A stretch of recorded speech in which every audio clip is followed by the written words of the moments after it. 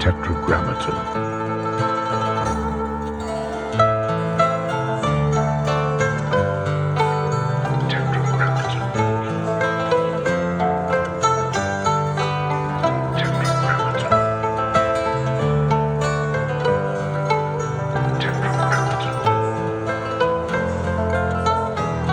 I was born in New Jersey, and my dad is from New York, and my mom's from Tehran, actually. So we used to go to Tehran, and my mom's side of the family worked for the Shah. And when the Shah got overthrown, we had to flee the country. Wow.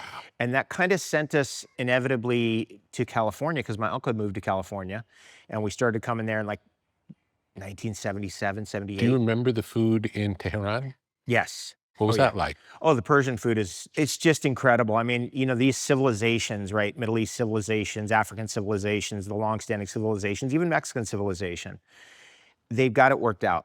They've figured certain things out. Eggplant dishes, bottom June is what we say in Farsi, is still my favorite. Mm-hmm. And I'm absolutely enamored with Persian food. And then, you know, of course, the magic of the saffron. In Athens, actually, this is crazy. So I'm in Athens, I'm doing a workout in the park. This is just in a suburb, but Philothea. It's a good one to look up if you're interested in going to Athens. And I'm in the park and I look down, I'm like, that's saffron. So I photographed it and then checked it across the internet. It's like saffron growing in the park in Athens. You know, like you pick the pistils out of the flower and, you know, you make rice out of it. And it's basically, it's saffrol. It's a psychoactive substance. It's found in nutmeg. It's found in sassafras also. What a thing.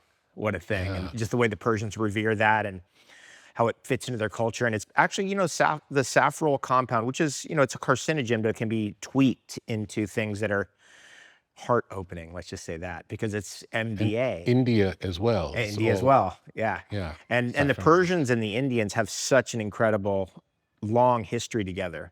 And same with the Pakistanis. So, you know, if you look at Iran, it borders all these countries. And, you know, Iran's kind of been cursed for the last 2,000 years. You know, this goes back to the Ferdowsi, which is the Iliad or the Odyssey of the country. You know, it's their great epic poem that describes their history. They've been cursed with poor leadership. And that's what we're dealing with today. And we will deal with that until the curse is lifted. And that's kind of what we pray for. Do we know how the curse was put on? It is in the Ferdowsi, as far as I remember. It was something like a 2,000-year curse. It's like we're coming to the end of it. We're coming to the end of a lot of things and the beginning of a lot of things. Yeah.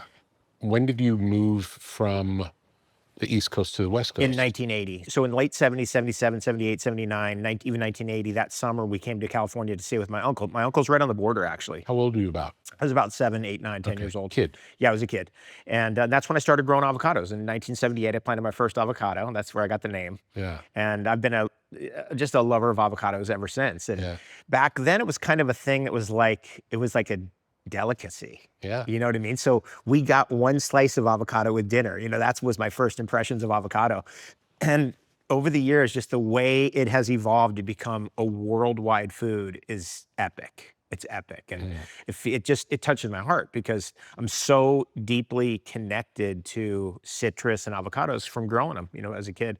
And grafting them. You know, we did we graft bacon avocados, we grafted Zutano avocados, we grafted Hass avocados, we grafted all the great varieties, Reed avocados, and all the great citrus too. You know, when we were a kid, we had one tree that we grafted together. It had 5 different citrus on it.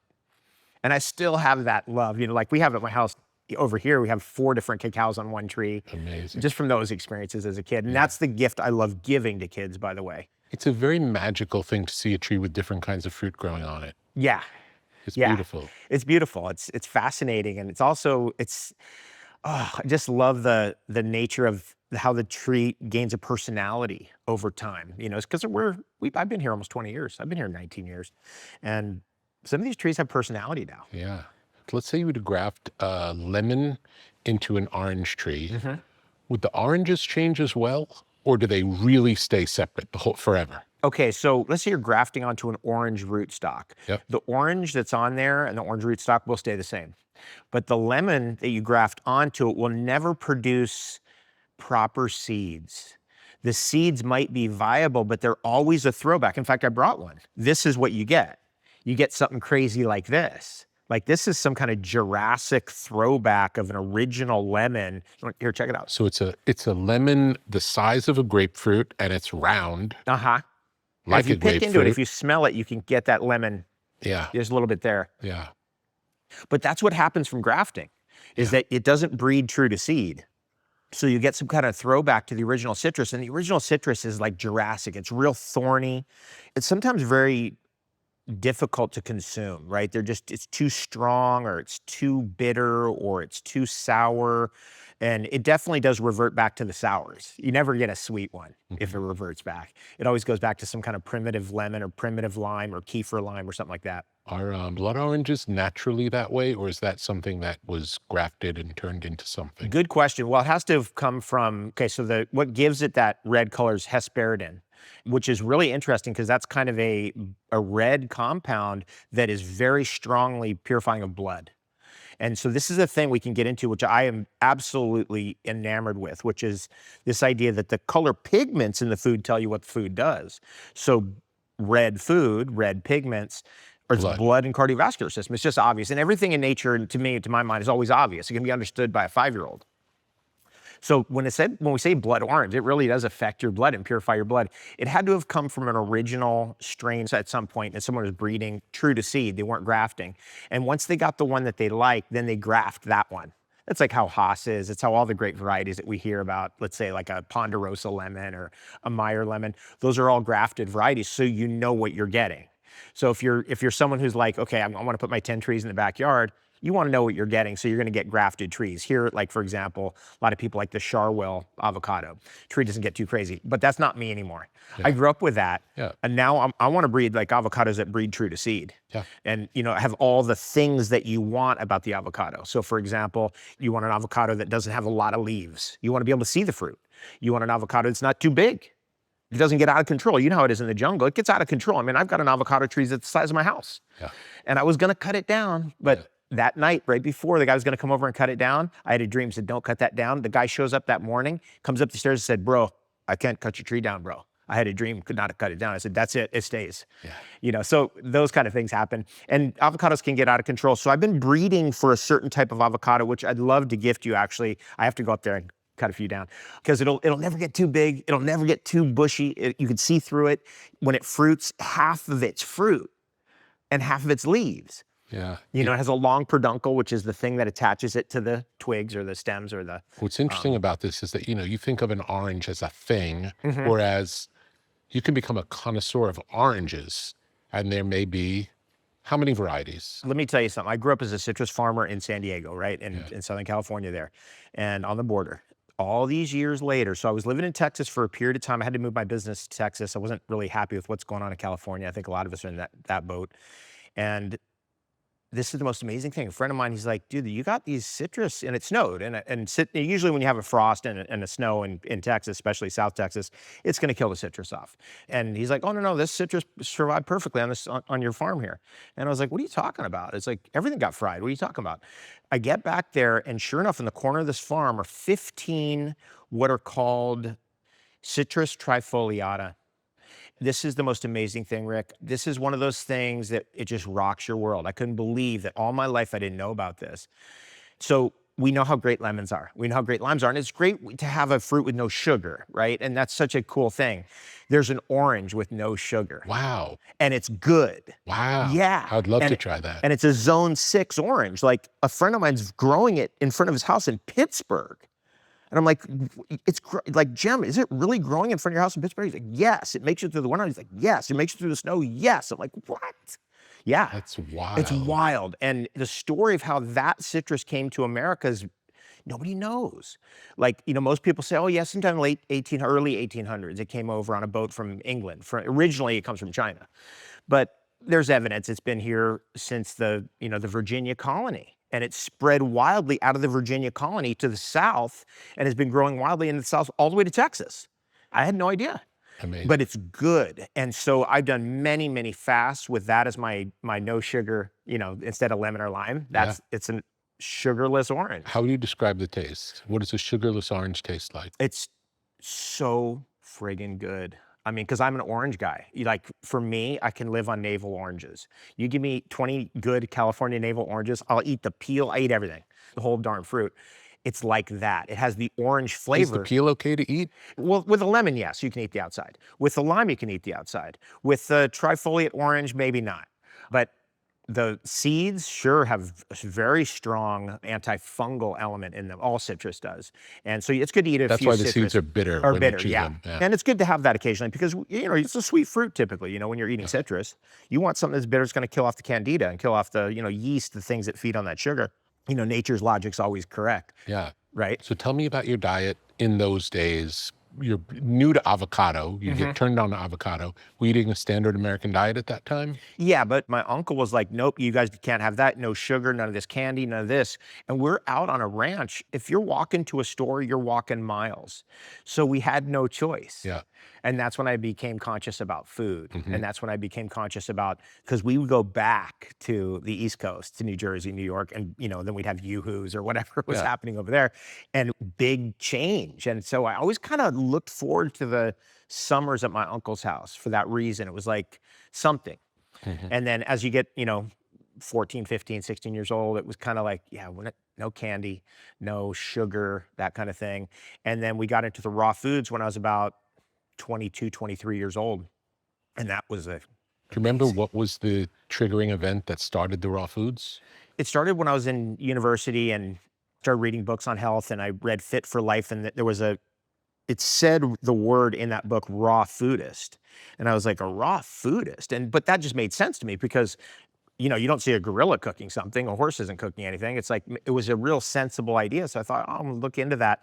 And step by step by step, I got deeper into it. Ended up getting a great book that I've been thinking about lately. I need to reread it. It's been a while, called Blatant Raw Foodist Propaganda. It was a great book back from the 90s, you know, a classic. And that got me started into, okay, let me just get into this raw food. And then I went through the full detox, the 40-pound weight loss, the 60-pound weight loss, and the fasting and the cleansing. And really young, I was 23, 24 years old. And by the time I was like 27, 28, I was just at a peak level of health.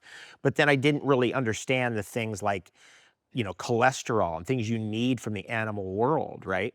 I was like kind B12. of B12 and you know, just the key things that are important for neurological health and, you know, protecting your joints and connective tissue and stuff like that. So as I evolved through those years, eventually I realized, oh yeah, there's a lot of deficiencies with vegan diet long-term.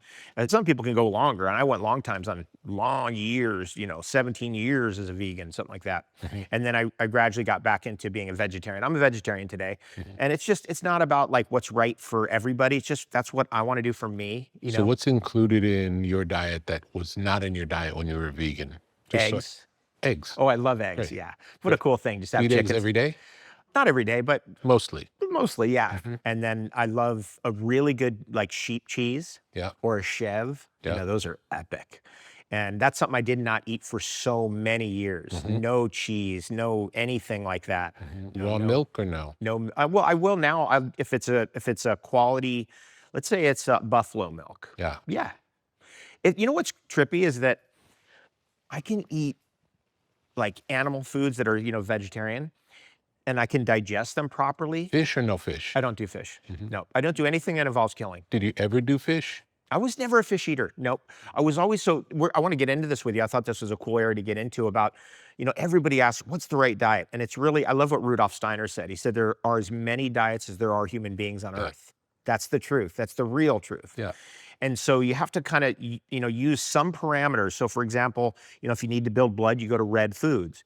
If you need really a lot of blood, you go to red meat. If you need like something daily, you're going to go to like beets and beet juice, or, you know, it's just, everything's obvious like that. But what's not obvious is this ratio between fat, protein, and carbohydrates. Yeah.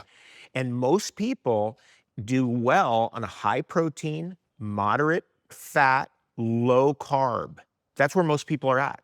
Yeah. And I had to play around with that for years to finally realize that what's right for me is high fat, moderate carb, low protein. Yeah. And But that's closer to keto, really. Yeah, it is. Because right? keto is high fat, no carbohydrate, and low protein. Yeah. And I was the guy who, you know, when we go out to dinner with my dad, we'd eat the fat off the ribs, you know, when I was a kid. I didn't like ribs, but I liked the fat. Yeah. You know, and I remember those things. So when it all was said and done, I was like, you know what? I really am an avocado person. Yeah, yeah, And I really love coconuts and I really love olives and that works for me. And I can eat those things and be good all day. And that's how you know. Because yeah. people go, then how do you know? It's well, you can be tested. We can do a slow oxidizer test or a fast oxidizer test. And if you are a fast oxidizer, you're going to burn that sugar quick and you're going to be up and down in 1 hour. Hmm. And then you got to have low carb. I'm in between on that. Yeah, I can do pretty good on carbs, but not too much. yeah, yeah, yeah, But I can't do good on protein. I yeah, can't do it. Like I never was. I've eaten fish 10 times in my life. yeah. I'm a big believer, I'm a big Rudolf Steiner guy. I'm a biodynamic farmer. I'm a big believer that we bring the human back to the center Yeah. and we ennoble the human being and we make the human being better. And when you're dealing with food, what the food does, it opens up different perspectives. And then the mushrooms are a whole world. Yeah. And what a cool world that is. And I'd love to get into that with you. That's an Yeah. absolute passion for me. Yeah, let's talk about biodynamics a little bit. Okay. When did you first get into it? Well, I'm a reader, and when I was young and wanting to make it in the world, get out in the world, one of the things that I picked up on, I started in with Tony Robbins in 1984, and he came to a summer camp that I was at. This is before personal power, before it was all he's a big celebrity and all that. And so I had tapes from him that my brother kept going back to that summer camp years after we had went together, and my brother would bring back tapes, and on one of those tapes Tony was saying, if you want to be a leader, you got to be a reader.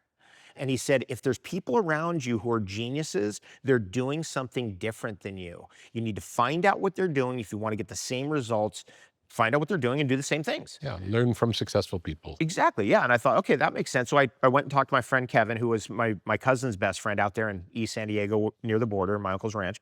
And he went to MIT at age like 15. And so I said, what are you doing? Like, well, you must be doing something different than me. And I found out he was reading 3 books a day. And I was like, wow, okay. And then I went to my cousin, he's like a 200 IQ, went to University of Chicago at age 14, just a whole nother level. And I said, what are you doing? And guess what he was doing? He was reading 3 books a day. Wow. And I was like 17 years old, 18 years old. So I said, I'm going to do this. I'm going to just get into reading. So I read every book in my mom's house. I became a voracious reader, read thousands of books. And then I stumbled into Rudolf Steiner. Hmm. And Rudolf Steiner stumped me. I couldn't believe what I had come across. I mean, Yeah. first of all, he left behind about 1 million pages of material, Yeah. which, I throw out the number 1 million, and we throw out the number 1 million all the time. Oh, it's 1 million of this, 1 million of that. 1 million pages of material is 50 to 60 pages every single day, Monday through Sunday, from age 15 to 65. Yeah. It's an insane output. It's unimaginable. Yeah. How many? 300 books in print or Yeah, something like that? that in print. Yeah, A and a lot. lot of it is A lot. he wrote 28 books, many of them big tomes, like Philosophy of Freedom is a big, thick tome. It's like that. It's like 2 inches thick, which I have a master's basically in philosophy, and it was a political science degree, but it's really a philosophy degree because that's what we did. Yeah. And I read Steiner's book on philosophy, that book, and I'm like, this guy has an absolute mastery of the subject matter. Yeah. And how? Like, it would take someone their whole life to be in this position just on this one subject, and he did that when he was in his 20s. Yes. And so something's going on with this guy, and that's what led me to biodynamic farming. Rudolf And Steiner's. he created biodynamic. He created it. Yeah. He created it, which really what he's really doing, and this is again core to my philosophy, and it was that we actually live in a magical reality. It's always science, this, and 2 + 2 = 4, and all this equations, and all the, engineering of our cars and bridges and everything else and airplanes. But this world that we're living in is magical. And so what Rudolf Steiner's really doing is he's saying he's mixing the stuff of the earth with the stuff of the heavens in a unique way to create an output that's more than what the 2 parts together would equal. That's what it is. Yeah. And therefore, it violates a principle that we're always at odds with the system about, which is the homeopathic principle. Yeah. The homeopathic principle violates the scientism, which is like 2 + 2 = 4. It can never be more, right? It violates all these things. And you go, wow, a little bit of input is going to give me a lot of output.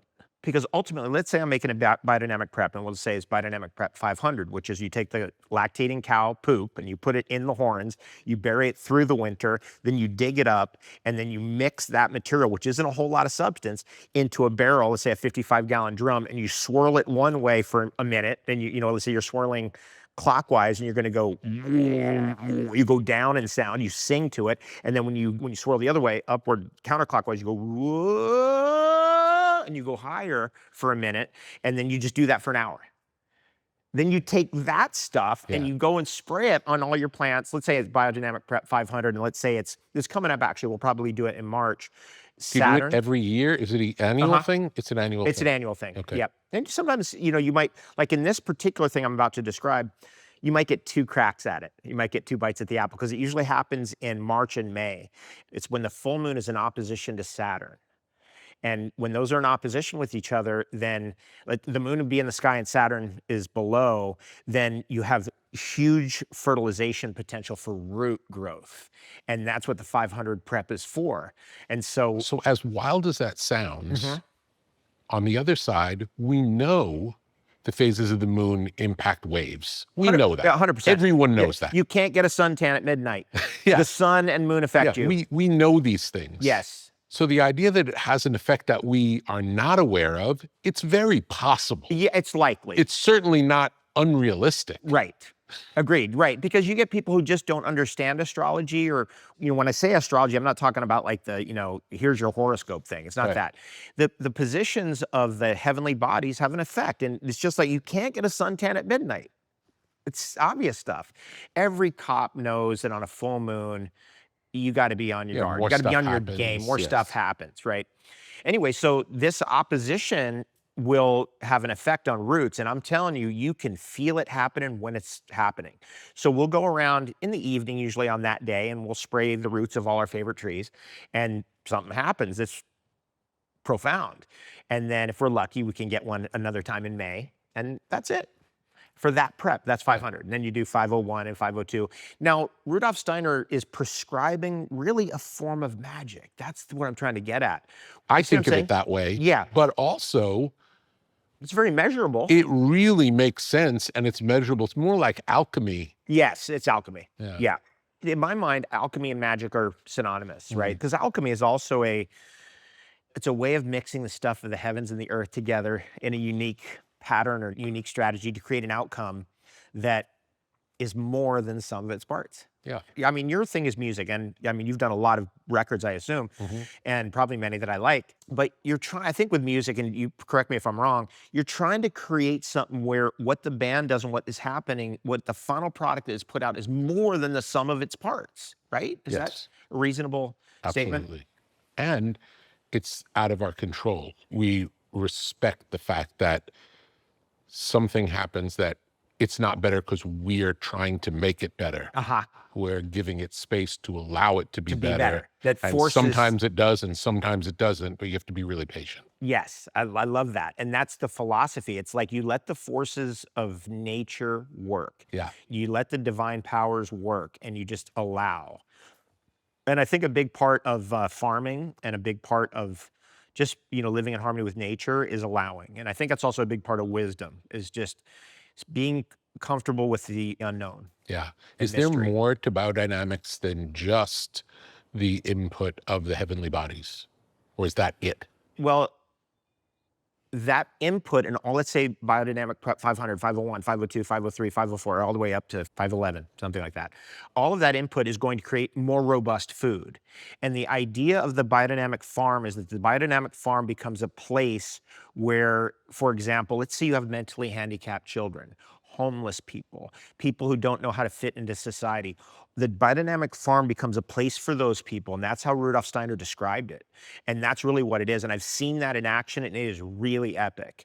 When you have people who are like, mentally handicapped and, born that way, there's a place for them, and it's the biodynamic farm. So for example, I went to a biodynamic farm in Iceland. This is a beautiful experience, and I want to kind of lay out a holistic experience here, because biodynamics is about creating better food. It's about creating better people. It's about creating better farms. It's about the holy connection between you and the earth. It's about also knowing that everybody has their place. Nobody is to be left outside. Nobody is just to be abandoned. There's a place for them. And I was with the #1 biodynamic farmer in Iceland. I'm a huge fan of the country of Iceland. I've been going there for 30 years, almost once a year, sometimes twice or 3 times a year. Love the people of Iceland, and unfortunately he's passed away, this gentleman I'm talking about, but being there on his farm, and he had translated 28 of Rudolf Steiner's books into the Icelandic language. And I asked him, by the way, on that, I said, what do you think of Rudolf Steiner now after you translated this guy's work? I mean, just your breadth of knowledge of this guy's work. And he said, like every great master, the words change and they change in meaning as you change. Yeah. And I was like, wow, gave me chills. Yeah. It was so cool. Anyway, so, just to see that they had taken all these mentally handicapped children from all over Iceland and they had given them a spot and they were basically in the, it's a cold winter there. And so they're in the barns with the animals, petting them, loving them, combing them, kissing them. I was like, you talk about milk with love in it. It's there. It has And it. this participation from these people heals them as well.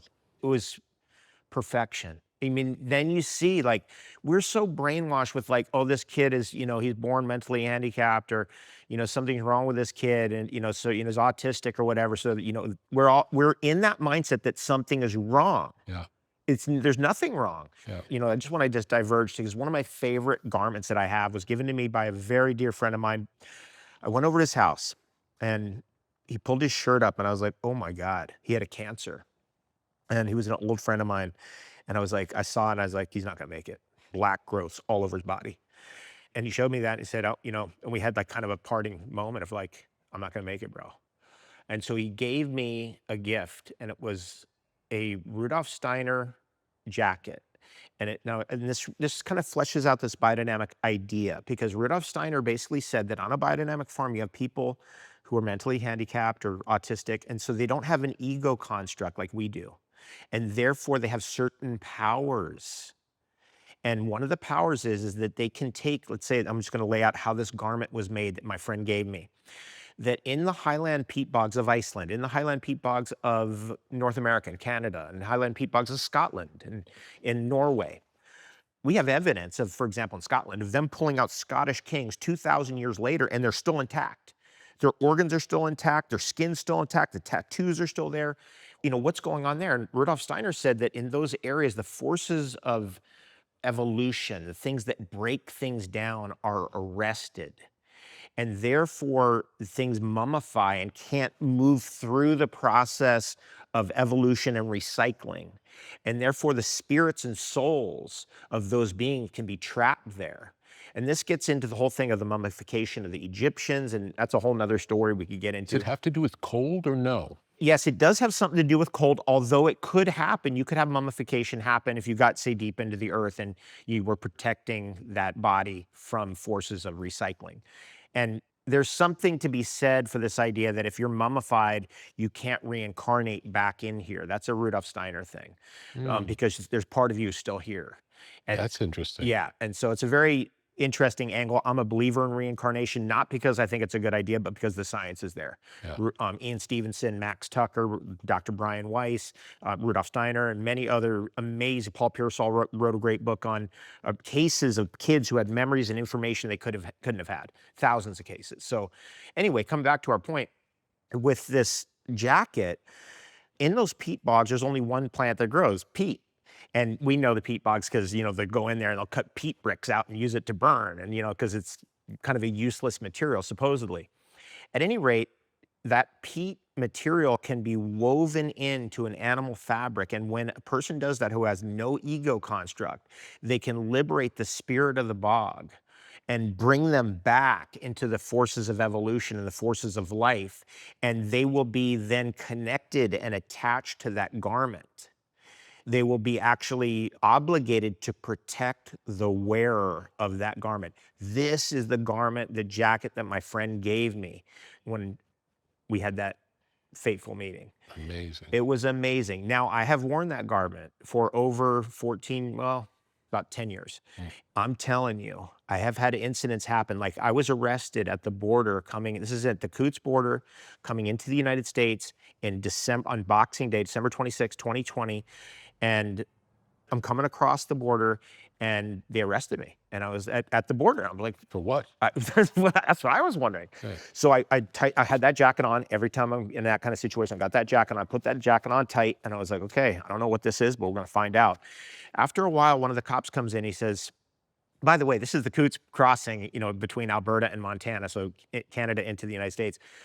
There was nobody there. It's December 26, 2020. There wasn't a single car went by, no trucks, nothing. It was dead as a doornail. And finally, the cop comes into the jail cell and he says, the Secret Service wants to talk to you. What? And I was like, is that what this is about? And he's like, yes. And I was like, well, okay, let's talk to them. And so as he got me out, he's like, you don't actually have to talk to them. We can let you go. And I was like, oh, okay. And so then he basically said, they put a thing out on your name. Like, they've been trying to get you, but you don't have to talk to them. Yeah, so so as it happened, he said, I was like, should I go or, should I stay? He's like, well, you probably should talk to them, find out what's going on because they'll harass you at every border crossing. And I said, that makes sense. And he said, can we come in and listen? And I said, yeah, come in. So it was the 3 cops that were there. That was the only guys there. And me in one of the back rooms. And I hit the speaker button. I said, this is David Wolfe. What is this about? And basically somebody swatted me.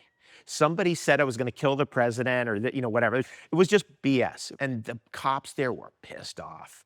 They had to do this whole runaround with me, take me to jail cell, get my stuff. They were pissed. Did you ever get more information on why you were swatted?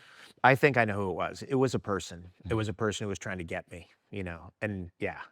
Everybody has these things of like, people don't like what you have to say or people don't like you or, Wow. And I'm big in social media as you're big in your world. And, people don't like what you do. That's just how it is.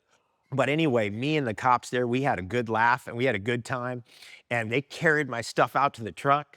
And I was meeting my girlfriend at the time in Boise, Idaho. It was about 18 hours drive through 3 snowstorms. But I was so stoked to be out of jail. I drove the whole night long. And when I got through the final snowstorm, man, I just had a big smile on my face. It was a great experience overall. But yeah. I had that jacket on and Yeah. I felt the power of it. And it was like, wow, okay. Anyway, so that's magic. You see what I'm saying? Now, anytime you find me, Rick, I will have that jacket on me. Yeah. Because I know the power and I believe in the power. And it could be my belief is affecting it. Sure, I get that perspective, but no, it's something more.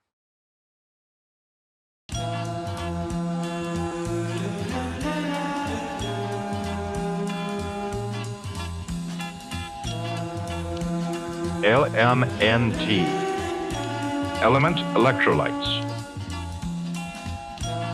Have you ever felt dehydrated after an intense workout or a long day in the sun? Do you want to maximize your endurance and feel your best? Add Element Electrolytes to your daily routine. Perform better and sleep deeper. Improve your cognitive function. Experience an increase in steady energy with fewer headaches and fewer muscle cramps. Element Electrolytes. Drink it in the sauna.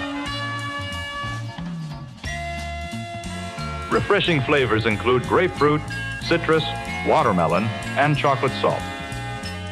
Formulated with the perfect balance of sodium, potassium, and magnesium to keep you hydrated and energized throughout the day. These minerals help conduct the electricity that powers your nervous system so you can perform at your very best. Element Electrolytes are sugar-free, keto-friendly, and great tasting. Minerals are the stuff of life. So visit drinklmnt.com/tetra and stay salty with Element Electrolytes. LMNT.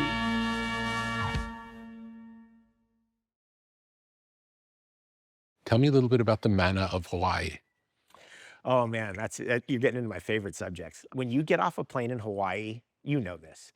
You smell the air and it hits you instantly. It's in the air, it's in the water, it's in everything. It saturates the place. When you're in the Andes, yeah, you sense it. All those minerals crunched up and the movement of those mountains and whatever raised the Andes. And, when you get some of that great quinoa or those great sweet potatoes from that region, you go, oh yeah, or the great cheeses, those big fluffy cheeses they have in the Andes. You can sense some of the mana, some of that aspect. And so to my mind, it's minerals that we don't have names for. And you're like, what are you talking about? We have the periodic table of the elements, but we have proven conclusively over the years, and this goes back to the Ormus research of David Hudson, it goes back to the alchemists of Europe and throughout all history, that gold can appear in different forms, that silver can appear in different forms, that rhodium and iridium and some of these platinum group elements can appear in different forms, and that everything doesn't quite stack up. And another way of looking at that, and eventually where I had to come to with it, is that the periodic table of the elements is 3-dimensional. Or you could look at, what was his name? Oh, the great thinker. He came up recently. Russell. Walter Russell. You got it. And who was the guy who was on Joe Rogan recently? Terrence Howard. Terrence Howard.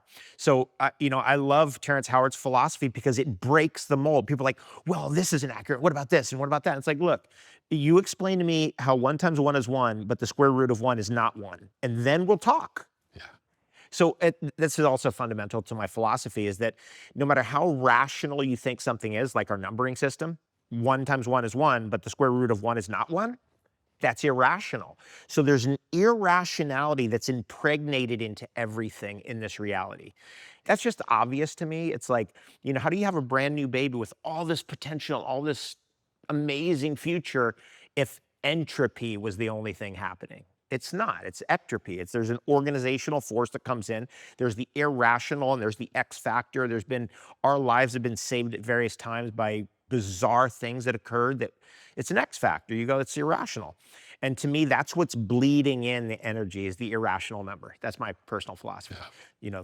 Pi, 3.1415926535897.9, it goes on and on. Anyway, so I feel like the mana is maybe minerals that have other forms. Tell me about Ormus. So I spent a lot of years on this subject. I was originally, back in 1995, a woman called me up and she said, you have these tapes on raw foods. And I'm talking about like cassette. Cassette. Audio cassette tape. Cassette, yeah, the magnetic strip tape. She said, I want to send you this series of tapes and can we do a trade? And I said, sure. And she explained to me roughly, and I got this idea it was about alchemy. So I was like, okay, cool, let's check this out. And so that started me on a really interesting journey, because I got those tapes and it was the Yelm lecture and the Dallas lecture of David Radius Hudson, who was the rediscoverer of an ancient, well-known fact that gold exists in other forms, silver exists in other forms, copper exists in other forms, iron exists in other forms, mercury exists in other forms, and lead exists in other forms, and antimony too. Antimony's earth. Right, copper is Venus. Would colloidal silver be an example of this or no? Oh, now I would say coated silver. We have this product, coated silver, that was invented by a friend of mine who's a very famous electronics guy from Clarkson University in upstate New York. And Dr. Pop, who's his brother-in-law, he's in the health world, and he's like, you've got this coated silver, which you can get a concentration down to like 20,000 parts per million. And what's happening there is, normally when you create a colloidal silver, you can't get a very high concentration of silver because they cluster.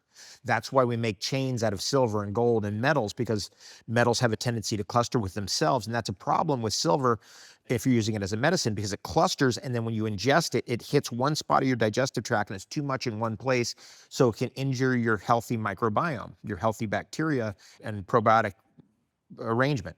So what the coated silver brings to the table, which I think in my mind, it's actually would be the salt of silver, because silver exists in at least 4 forms. The one we see, the salt of it, which is it's an alchemical riddle, the sulfur of it, that's an alchemical riddle, and the mercury of it, that's an alchemical riddle. With gold, for example, over the years, eventually, and I'll come back to the silver in a second, we eventually figured out how to make this, the alchemical salt of gold.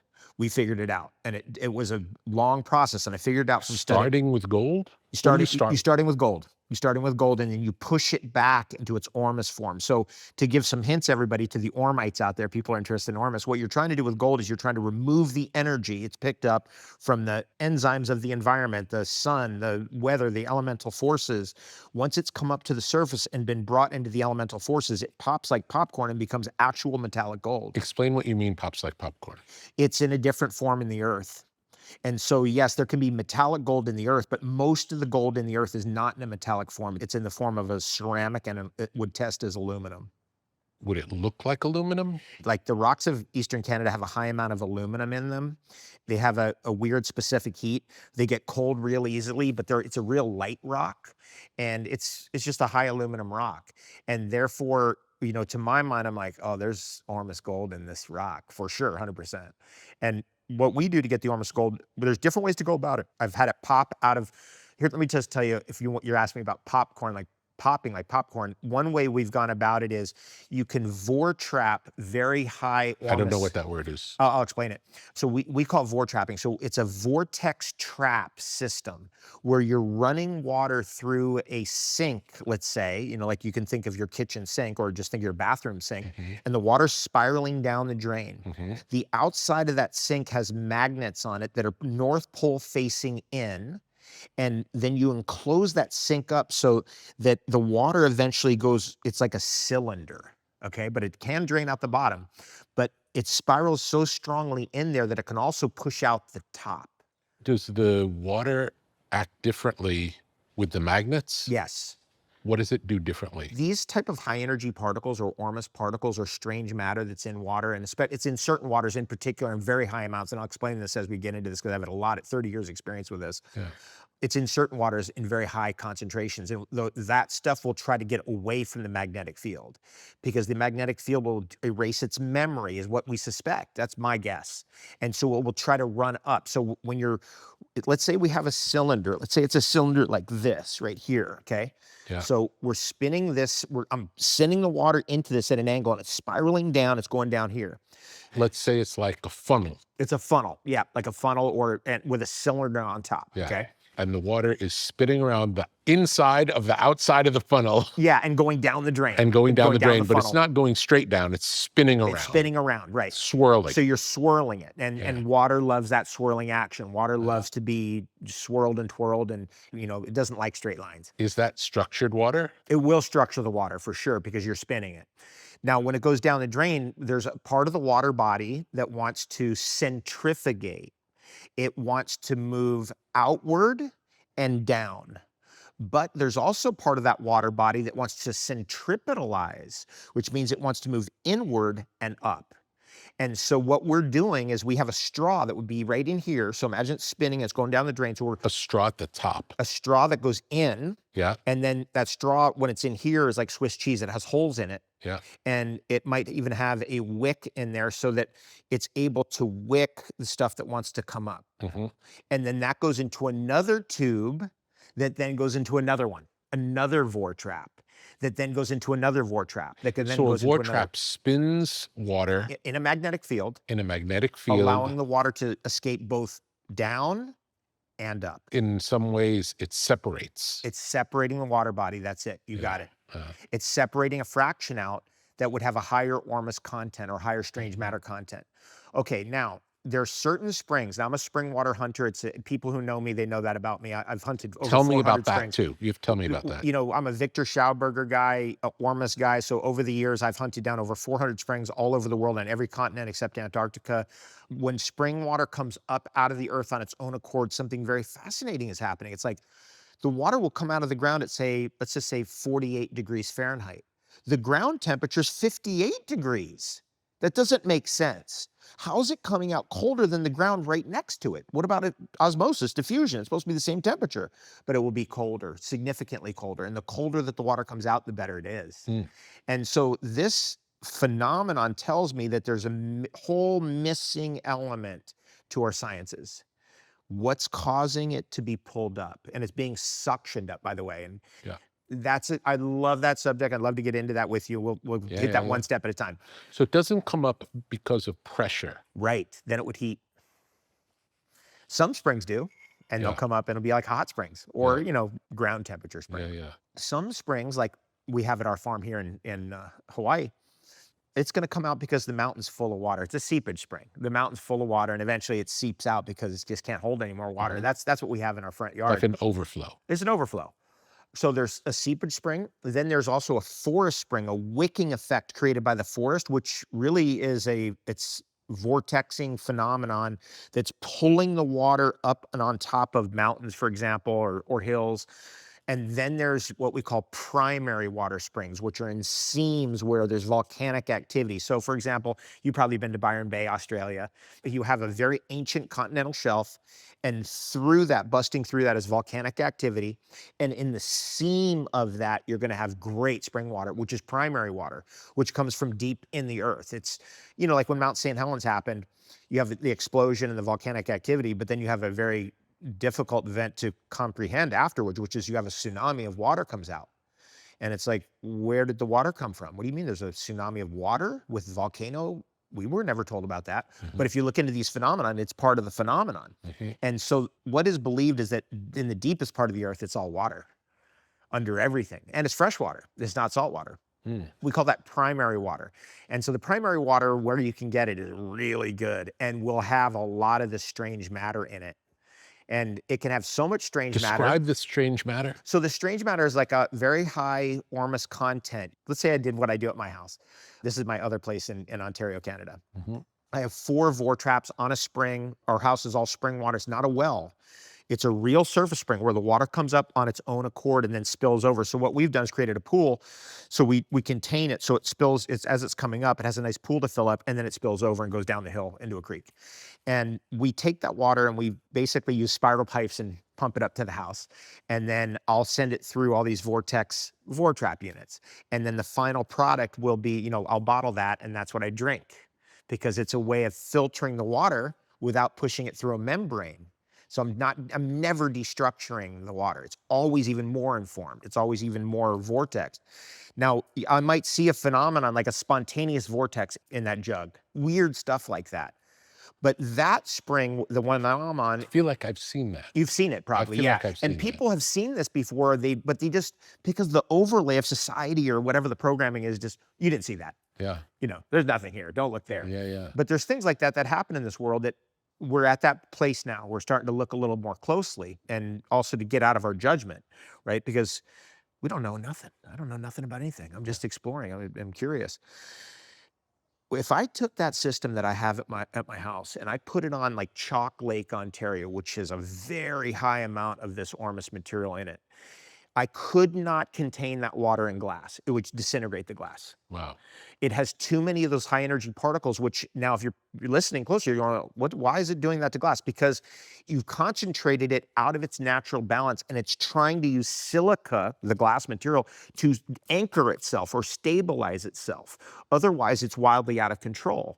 Now, if you put that in your body, it immediately starts getting into the deepest part of your nervous system, your brain. It transforms you. It can actually detoxify you because it's such a high energy substance. Could it do damage? Can detox damage somebody? Yes, it can. That's true. I mean, if we're being honest, you have to go slow. Yeah. So what we recommend is, if you're going to do like that kind of high energy particle water, I drink that all the time when I'm at home, but I'm used to it. Yeah. For somebody else, it's just a splash in their normal drinking water. So Understood. it's too strong. So the point of all this is that I'm pointing out we're getting at this material from another direction through water. I can also get to material that will shear glass in that exact same way by taking gold and pushing it back into its Ormus form, stabilizing it with silica. But if I don't have enough silica in there, it will chew into the glass container that I'm How do you using. push it backwards? You have to remove the energy. So the first way to do that is you have to create a gold oxide. Now, immediately everyone goes, gold isn't oxidizable. You can't create a gold oxide, but there is a way. That's alchemy. And so we eventually figured out how to create the gold oxide.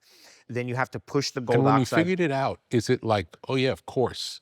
Or was it? It's a trick. It's an alchemical trick because you're open. You're able to hear it. Normally I wouldn't even get into this stuff because people are not open.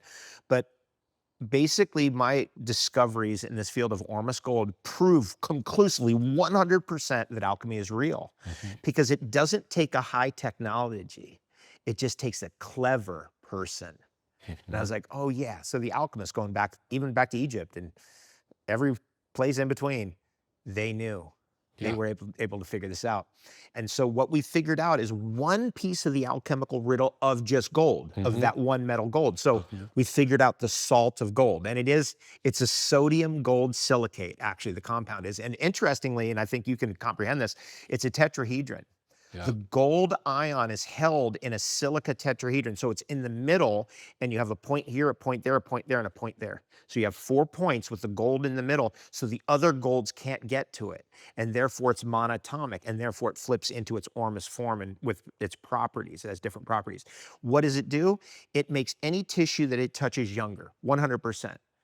Any tissue it touches will make it younger. So it's the fountain of youth. It is a fountain of youth type of thing, but it's only one piece of the overall alchemical riddle of the Philosopher's Stone. So this is my research in alchemy, so I'm just going to lay it out here because there will be people who will pass me up quickly. To make the Philosopher's Stone, and this is my research in all my life, you take the salt of gold, the sulfur of gold, and the mercury of gold, which, by the way, there is no mercury in gold. That's one of the big tricks. You have to figure out something else instead of the mercury of gold. And you have to mix those together, probably in a clay egg that then goes in a forge and is superheated to create the Philosopher's Stone. And the Philosopher's Stone, and this is another thing too, you can only arrive at it by inner work. What has happened in my life from just the one thing, the Ormus gold discovery, and the crazy people that it's attracted in my life, the amazing people it's attracted in my life, have proven to me 100% that you must work on your own ego, your own ethics, your own morality, or you will not be able to advance. That's how it's protected. That's how it's protected. Yeah. Yep. That's how the secret protects itself. And that's what they told us. That's what all the alchemical books said. And that's been my experience. Not going to deny that. What do you know about deuterium? Oh, I'm big into deuterium-depleted water for sure. DDW water. Okay, so just by definition, what I just described as a vor trap, it's going to provide you a DDW water because deuterium's heavy and it wants to centrifugate and move down. So when I'm going after what is wanting to centripetalize, move in and up, automatically it's going to have a lower amount of deuterium in it. So there's different ways to arrive at deuterium-depleted water. I like vor trapping. That's the way I like to do it. I also like fractional freezing. That's another way because the deuterium water will freeze first. So you can fractionally freeze half of it, remove it. How does it happen in nature? How is some water deuterium depleted? Good question. Okay, well, I'll just tell you what we know, and where I'm guessing, but this is what we know. We know that the deeper you go into ice core data, the lower the deuterium. This is indicating that there was lower deuterium in past ages of the Earth's history. So probably this means that the Earth's pretty old.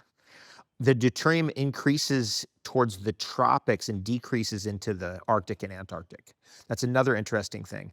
If I get good spring water out of the Arctic and Iceland, it might be a 139.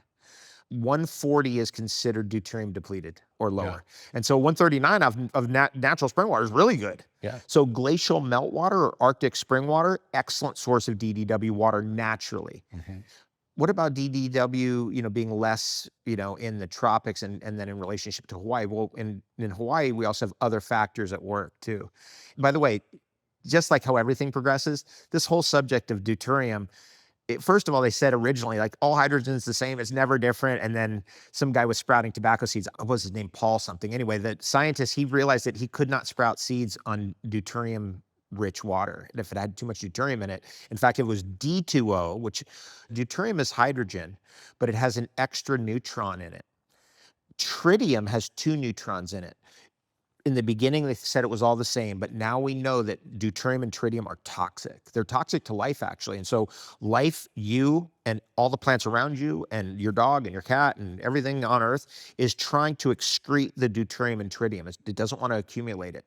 If we hit a crisis point, I think it's about 154, 155 parts per million of deuterium, then we will have a diagnosis. We'll have a crisis, a health crisis. And so the idea originally came from this guy who was sprouting tobacco seeds, and then eventually it was the Russians got onto it and they realized, okay, we can get the deuterium out of the human body, but we have to do alternative days of fasting with dry fasting. So water fasting with dry fasting, water fasting with dry fasting for 20 days. Wow. Which is great, but very few people can do that. And then the Hungarians got to it and they said, geez, we got something even better. They had an idea that they could fractionally distill out the deuterium. When were these? So the Russian stuff was, say, 1950s and 60s. The Hungarians came in the 70s and 80s. And then they did an enormous amount of research on deuterium-depleted water, because we don't want the deuterium and we don't want tritium, on cancer. And they found out that you could drink water that had low deuterium, and over time, say 3 months, I think is the normal time frame that they would use, it would lower your deuterium. It would have an effect of pushing out or activating your deuterium detoxification mechanism. So that's some really cool stuff. And You can fractionally distill it, you can fractionally freeze it to get the deuterium out, or you could Vortrap it and you could centrifugate it. Or another way of doing that is saying you could use, what's the term of art in the nuclear industry? You could use, if you get these devices which are designed to create a hydrogen bomb, you're gonna get arrested for creating a nuclear bomb. So don't do that one. Yeah, but it would work the same It way. would work the same. And they're giant spinners where they spin the water out because they're concentrating the hydrogen. That's what they're trying to, in a hydrogen bomb, you want deuterium and tritium. I see. And so you can spin it out because it's heavier. In a world of artificial highs and harsh stimulants, there is something different, something clean, something precise. Athletic nicotine. Not the primitive products found behind convenience store counters, not the aggressive buzz that leaves you jittery, but a careful calibration of clean energy and focused clarity. Athletic nicotine, the lowest dose tobacco-free nicotine available, made entirely in the USA. No artificial sweetener, just pure, purposeful elevation. Athletic nicotine is a performance nootropic. Athletic nicotine is a tool for shifting mindsets. Athletic nicotine is a partner in pursuit of excellence. Slow release, low dose, gradual lift, sustained energy, soft landing, inspired results. Athletic nicotine, more focus, less static. Athletic nicotine, more clarity, less noise. Athletic nicotine, more accuracy, less anxiety. Athletic nicotine, from top athletes pushing their limits to artists pursuing their vision. Athletic nicotine offers the lift you've been looking for. Learn more at athleticnicotine.com/tetra and experience next level performance with Athletic Nicotine. Warning, this product contains nicotine. Nicotine is an addictive chemical. What are the different ways of using tobacco? Oh God, so many ways. There's snuff, so rapés, where you powder it, and that's it. So as you go further north out of, say, the Amazon, you get more and more into smoking it. Typically in Central America and maybe even Amazonia, in ancient times, tobacco was more chewed by the common person and was more snuffed, which means And what form would you chew it in? they would basically create little like triangles of tobacco and just put it in. So it would be fermented. It wouldn't be fresh, although sometimes it was fresh. Sometimes it depends on the tribe. And if you're dealing with like a big civilization, so let's just say a big Central American civilization, the common person would chew it. They'd be a chewing tobacco person. The elites would smoke it. How would you ferment it? So if you're in, if you want to do it here, it's easier here because it's a tropical environment. So there's a lot more moisture and it's easier to ferment. So you would hang the tobacco off the ceiling in clusters of like 6 or 8 and, try to keep them together and just allow the process to occur, just allow them to ferment. If you get too much piled on top of themselves, and that's kind of, that's what the native people said. They said, the white man's tobacco is moldy, and they're right. You're fermenting it too much, and it's overly fermented. So what ends up happening is you get really harsh, raspy notes in it, which most people go, I don't touch tobacco because they think that's what tobacco is, and that's almost all tobacco products on the market. You smoke my tobacco, and it's smooth. Yeah. And people go, what's going on? How do you smoke it without smoking it? How do you smoke it without having smoke in your lungs? Well, you can puff it if you want to do it that way. But the best way to ingest tobacco for health purposes is to snuff it, which means rapé up the nose. So you basically have it. That's the old system in the Amazon where somebody sits there they have a little tube, like a bamboo tube, and they go, up one nostril and then up the other nostril. That's really epic, actually. Wow. That's the best, and that's the most natural. It seems like that would hit hard. It hits hard, and tobacco is known to activate the frontal cortex, and this is why tobacco is so associated with longevity, they believe, because the frontal cortex is activated by like crossword puzzles, and we know the relationship between word puzzles and longevity and keeps your brain active. And then the rapé idea is you just blast it right there. It's right, it's right to the cribriform plate that connects, it's blood-brain barrier. Yeah. I never was into tobacco, never knew anything about it. I grew up in cannabis culture, right? Southern California surfer kid, cannabis culture. Like the idea of tobacco was as foreign as anything could be. And then one time I was doing ayahuasca about 25 years ago, drinking ayahuasca in upstate New York with some friends, and the tobacco spirit is like, you're going to grow the best tobacco ever. And I was like, what? What are you talking about? Like, I had no concept. And then it just started. Things just started happening. A friend of mine brought me 2 tobacco plants, and the synchronicity was there. And I was like, okay, I'm going to get into it. And then I just kept going deeper into it. And what a story. I could go on and on. I think tobacco is the most amazing, by far the most interesting plant on earth.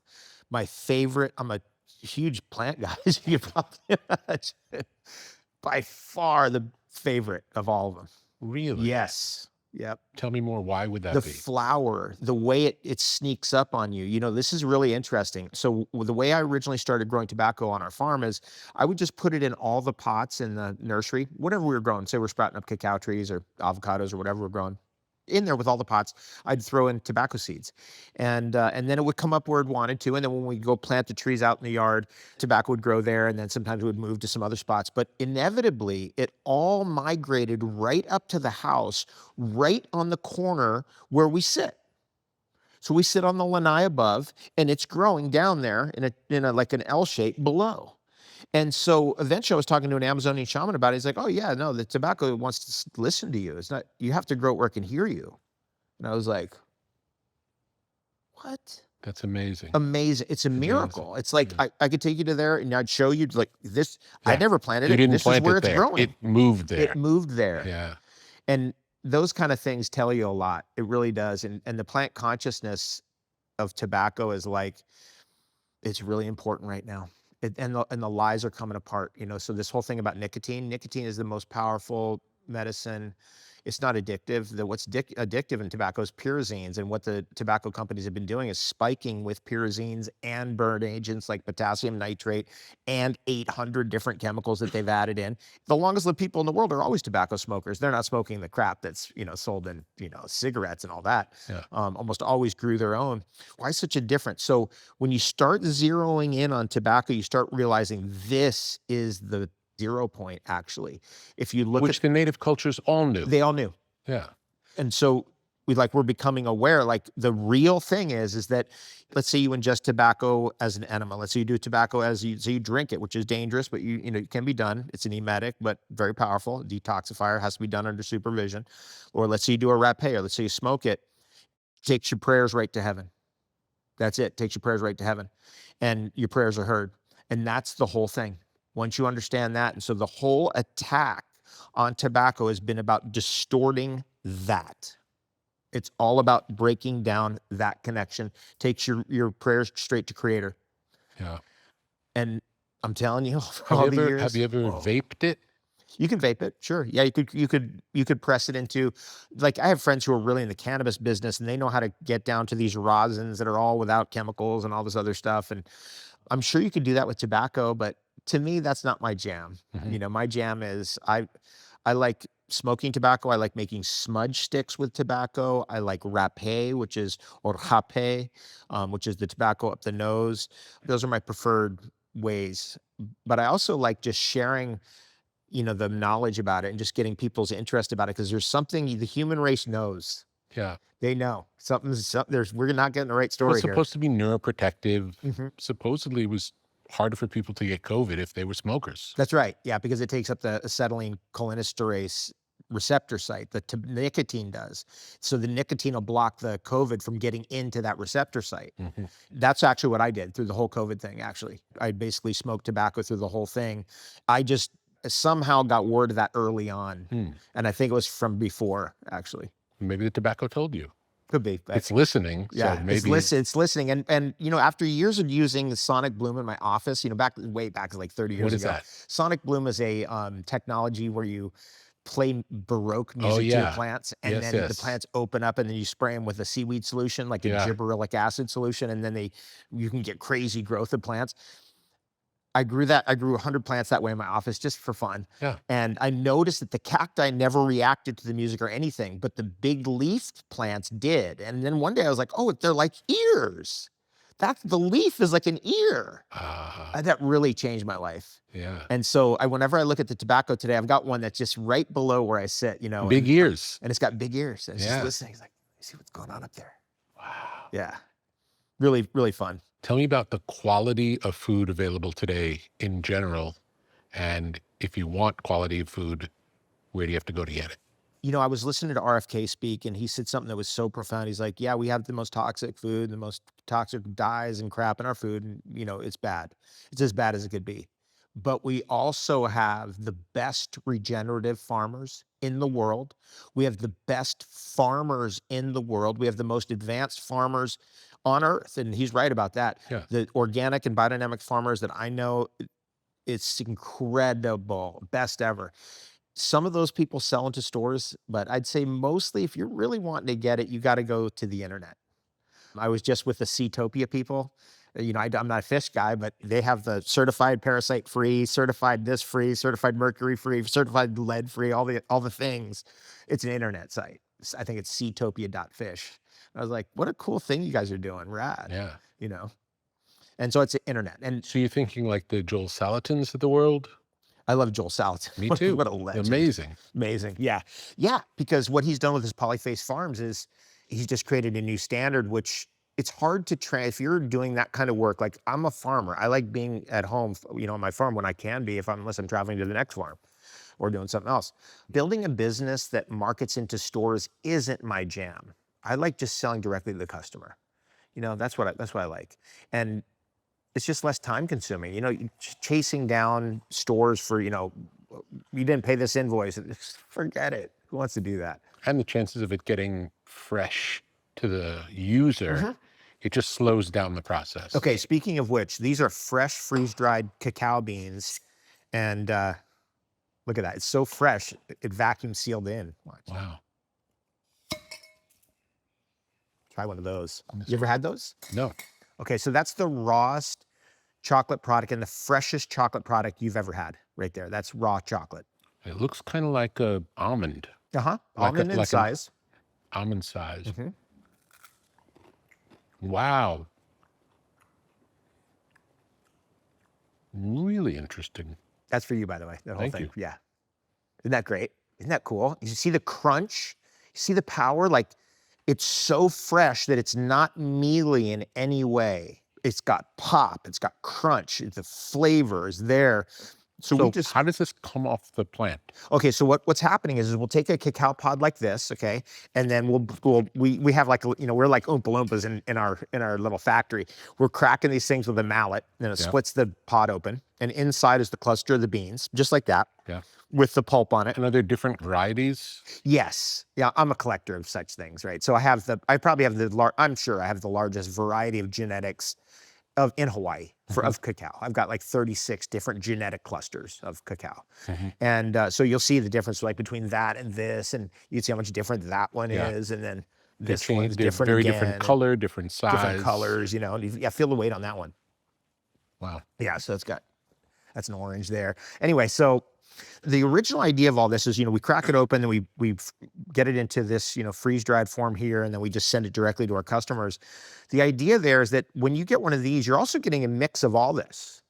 And the way I got into cacao, I was in Maui, you know, this is back like 28 years ago, something like that. And a friend of mine, he gave me like 3 cacao beans. I had no idea. I didn't eat chocolate. I wasn't into candy. I was a health food maniac, all this kind of stuff. And I said, what do you do with these? He's like, oh, you just peel it, throw it into your spirulina coconut drink, and blend it, and off you go. And so that's what we did for a few years with them. You know, when they show up, you know, friends were making little cacao bean batches. And then eventually, one day, my friend Eli said, have you ever just eaten one? And I said, no. He said, eat the next one. So I peeled the next one and just ate it. And my life changed. I was like, what is this? What do you got to be kidding me? It's delicious. It's beyond anything. Yeah. And so that created like a raw chocolate revolution. Like, how we don't need all the, like, just imagine I came to you all the years and I was like, hey Rick, here's almond oil. Hey, here's almond powder. Hey, here's almond butter. And then one day you're like, can I actually have an almond? And then I give you an almond. You're like, what the hell? And that's how it is for chocolate. It's like all of us, all our lives, ate a processed form of chocolate. Yeah. And right now, today, you have the rawest form you can get. That's as fresh as it gets. Fresh, freeze-dried, biodynamic, certified organic chocolate. Amazing. And it pops, you know, it's just amazing. But the thing that was interesting that turned me on, that day that I got turned on, I got switched on, there was a bean that switched me on. So this is getting back to the magic idea. This idea of the rags to riches story, this idea of the golden ticket is intrinsic to the substance. It's intrinsic to chocolate. And so what I'm doing is we're taking all our genetic varieties in all parts of our land and we're mixing them together into every batch that goes out, because one of those is the golden ticket. Yeah. Somebody will eat one of those and they'll get switched on, and they'll have the idea that will save their business. They'll have their idea that will, amplify their marriage, or they'll have their idea that will get their kid through, their university education, or whatever, however it looks like, because chocolate is a magical substance. So much of today's life happens on the web. Squarespace is your home base for building your dream presence in an online world. Designing a website is easy, using one of Squarespace's best-in-class templates. With the built-in style kit, you can change fonts, imagery, margins, and menus, so your design will be perfectly tailored to your needs. Discover unbreakable creativity with Fluid Engine, a highly intuitive drag-and-drop editor. No coding or technical experience is required. Understand your site's performance with in-depth website analytics tools. Squarespace has everything you need to succeed online. Create a blog, monetize a newsletter, make a marketing portfolio, launch an online store. The Squarespace app helps you run your business from anywhere. Track inventory and connect with customers while you're on the go. Whether you're just starting out or already managing a successful brand, Squarespace makes it easy to create and customize a beautiful website. Visit squarespace.com/Tetra and get started today. Tell me about the relationship between chocolate and coffee. Oh God, what a beautiful relationship that is. They grow together really well. Chocolate is a tree/bush. It's not a giant tree. It's not like a mango. It will never get that big. It will never get like, these giant, African tulips and things we have here in Hawaii. But coffee is truly a bush. So it does really good as a hedge. We grow vanilla on our cacao and on our coffee. And actually, there's vanilla for you. That's fresh vanilla, actually. Yeah, take a whiff of that. Wow. Now that's fresh, so you should probably leave the top off, because it's like a fresh fruit. You can't leave it in a container too long because it'll mold, because it's that fresh. It's just right off the farm. Amazing. Yeah. Anyway, so it is a good trellis. Coffee is a good trellis for vanilla. I love coffee fruits, right? So this is my take on it. It's just my, my spiel on this. The coffee bean is a seed. It's a seed of a fruit. It's a seed of the coffee cherry. And the coffee cherries are good. It's a good fruit. And when you eat both of them, it's like a superfood for farmers. So let's, we're out in the yard, and the coffee fruits are hitting, I might eat 2 or 3, the whole thing, the fruit and the seed. And you get all the caffeine, you get everything, but it's all connected to the earth. It's all connected to what's happening right there. It's all part of the farming experience. When you take that seed out and then you roast it and you separate it from that farming environment, it still has that diligence. It still has that, like, let's get to work. It still has that, like, let's get creative. It's still there, but it's separated from nature. So Yeah.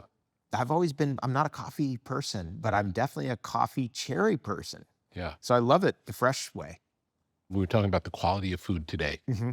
Yeah, so it's the extremes. It's from the top to bottom is the most extreme possible, which I get how toxic everything is, and I've been an environmentalist my whole life and all this stuff, but I also see that, like, I'm also an advocate of choice. Yeah. I really am. So if you can get the thing you want, you can get the thing you want. Yeah. You have to know that it's available and where to look. Right. Whatever it is that you like, the quality of that thing is at a level today in the world somewhere. Somebody's doing it the best you've ever seen, the best you've ever imagined. Is there a resource like a codex or somewhere to go? Yeah. No, I don't know. We need that. We need that. I want that. That's a really good point. I want that. Yeah, to be able to go and say, like, okay, where do I try to do that with my social media, for example. I try to, so social media to me today, I have huge social media because I'm a people person. I actually really enjoy just the insanity of people, and just how crazy it can get. I got yelled at the other day because I was at a store and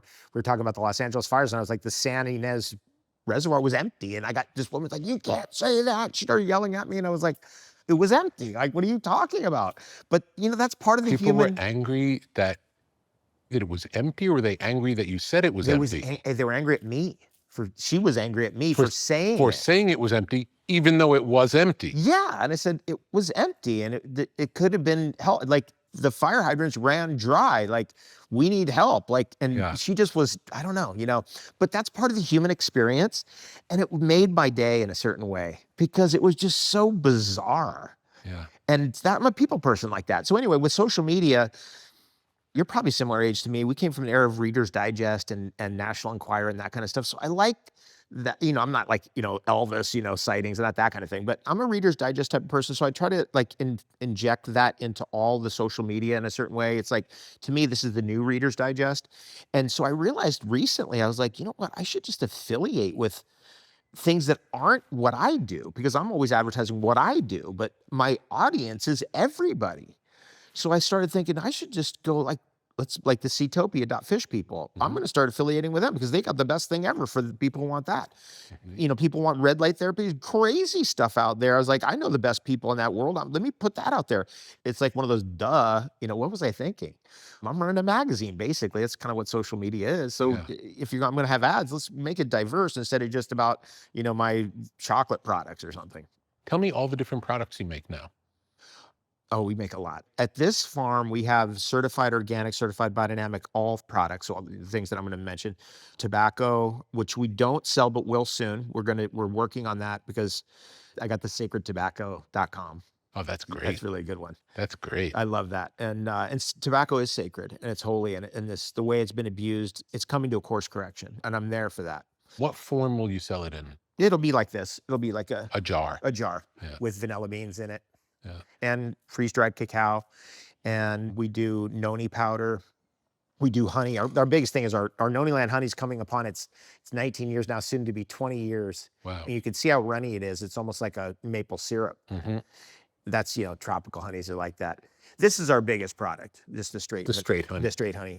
Okay. What else do? We do sour sop. We do, sour sop with its cancer-fighting abilities and things. So we've done those products in the past. We're going to get back into doing them again. We make a noni root product. That's a quinone product. Hits the nicotine receptor, the mitochondrial receptor. The nicotine receptor, by the way, I've said this for years to the cannabis people out there. They're like, what about the cannabinoid receptors in the human body, right? And the E1 and the E2 and all that. And I'm like, let me tell you something. The nicotine receptors, you have millions of times more nicotine receptors in your body than cannabis receptors. Every single cell in the mitochondria, it's a nicotine receptor. And what hits that nicotine receptor is nicotine, NAD, NAD+, NADH+, NMNs, that's nicotine, derivatives, niacin, nicotine derivative, niacinamide, nicotine derivative, methylene blue hits that receptor. This is where the action is. And it's all based on the nicotine receptor. So that's telling us something amazing about what nicotine really is. And so people ask me, like, what's the number one thing for the nicotine receptor, or the number one nootropic, or the number one thing for longevity? It's nicotine, always has been. And nicotine is not addictive. That's a complete scam. If you just look closely, they put all of the tobacco executives back in the 1990s up in front of Congress. And if you are caught lying in front of Congress, some people have gotten away with it recently, but if you get caught lying in front of Congress, it's dangerous repercussions. And so they're asking, is nicotine addictive? And they're like, no. That's testimony. Yeah. If it was addictive, those people could have been arrested and thrown in prison for lying to Congress, but it's not addictive. It's the pyrazines that are addictive. And that's the thing that they've been also adding in more of, and all the chaos that goes on. Have you experimented with copper for agricultural use? Yeah, electroculture. I'm an electroculture maniac. In fact, explain it all to me from the beginning. I know nothing about it. Okay, so part of what's going on with the plant is that the plant is trying to gather electrons from the atmosphere and bring them into the root zone of the plant. So part of what's going on with the plant is it is actually an antenna for electrons. And part of the nourishment of a plant is electrons. So what you're doing with electroculture is you're basically connecting the heavens and the earth with a copper wire. And if the wire Tube or a wire? Either way. Okay. Either way is good. Because I know that many things can be conducted down metal wires that are not named. And that's from direct and personal experience. And there are many things that can be conducted down wires that are of certain shapes. That's why antennas are in certain shapes, because they're more able to catch things. So the spiral shape, for example, to me is really the best. So you could take a copper tube and stick it in the ground. What I do sometimes, and I've done this on our spring, I was talking about that seepage spring in the front yard, is I filled it with layers of sand and carbon, charcoal, and quartz crystals, and all kinds of and shungite and all kinds of things. And then, stuck that in the ground with a crystal at the bottom to seal it and a crystal at the top to seal it. So it's a copper tube, it's a copper pipe with all that stuff in it. And then put that right into the spring just to see, maybe that's going to stimulate more productivity out of the spring or whatever. Still an experiment, and it's running right now. I'm not sure if it's working or not, but fun to look at. But generally, I do the spirals because the ether forces, and even probably almost everything, if it's allowed to move freely like you'd see in a river, is spiraling at some level. And so I will use spiral patterns to pick it up. And is the spiral always go in one direction? I like the counterclockwise spiral personally. Why is that? I just like clockwise is going downwards and counterclockwise is moving up. And so if you're looking up, it's going counterclockwise, but if you're looking down, it's going clockwise, right?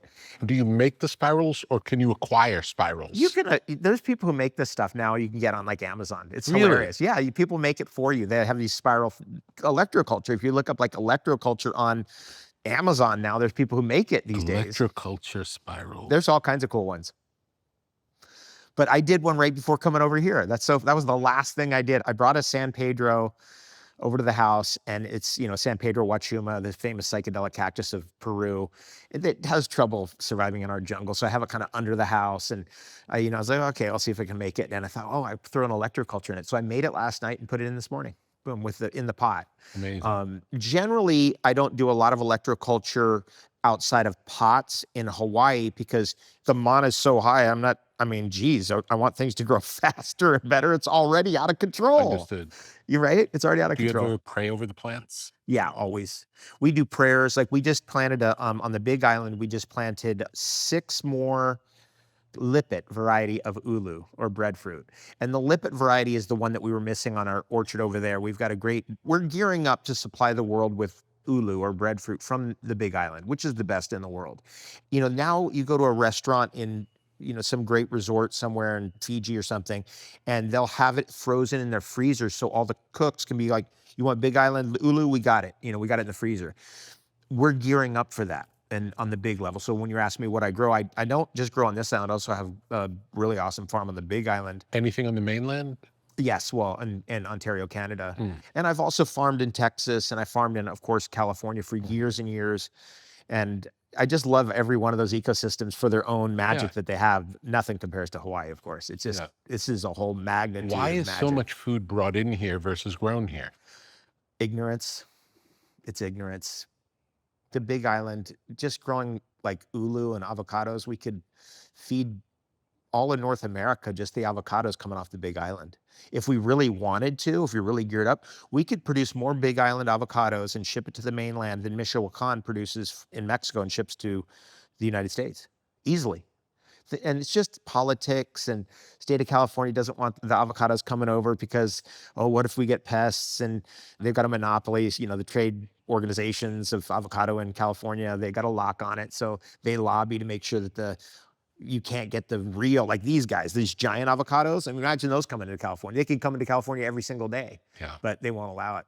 They'll let the Charwells come in as long as you've done this paperwork and that paperwork and crossed this T and dotted that I, and all that stuff.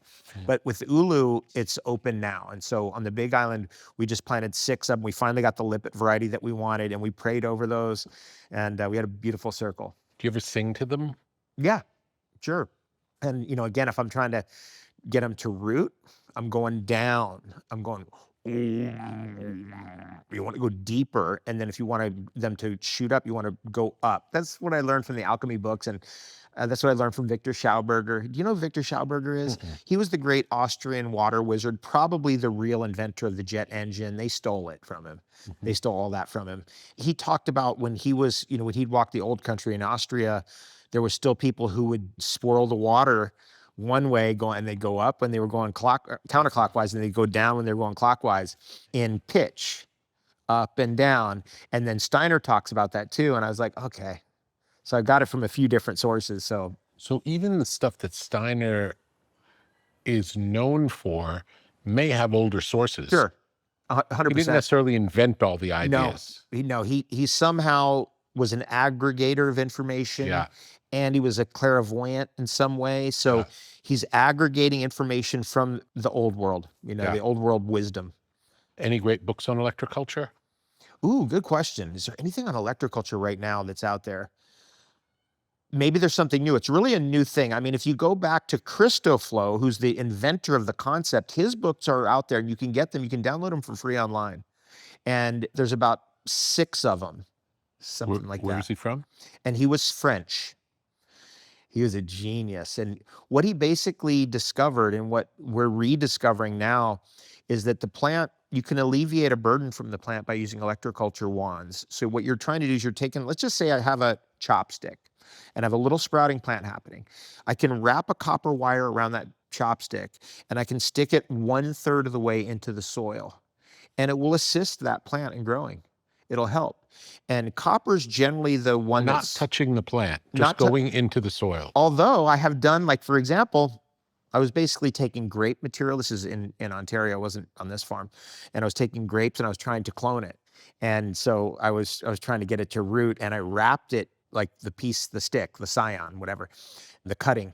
And I wrapped it in copper and it worked. It friggin' worked. I was like, wow. And That's great. It was wild. I was like, wow, this is something.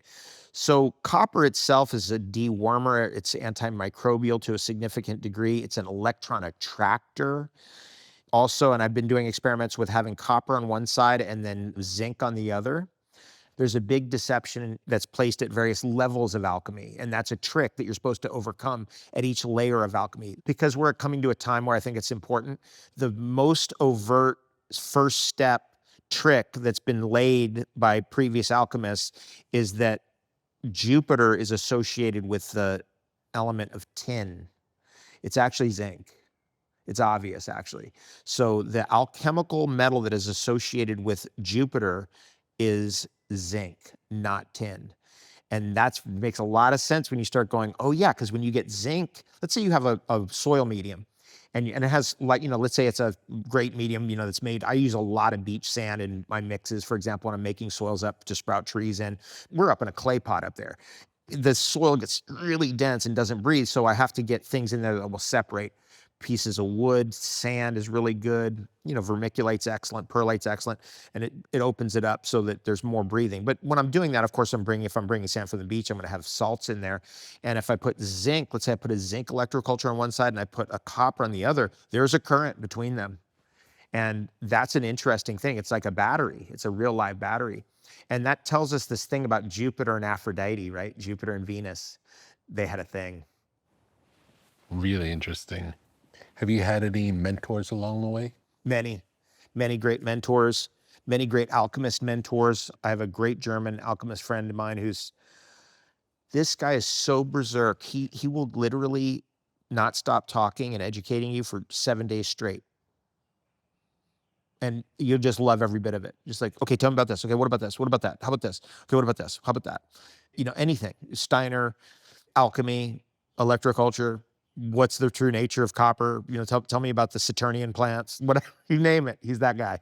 Of course, I'm a big faster. And so I'm coming up to a 2-week water fast. It's going to be tough because this food is so good.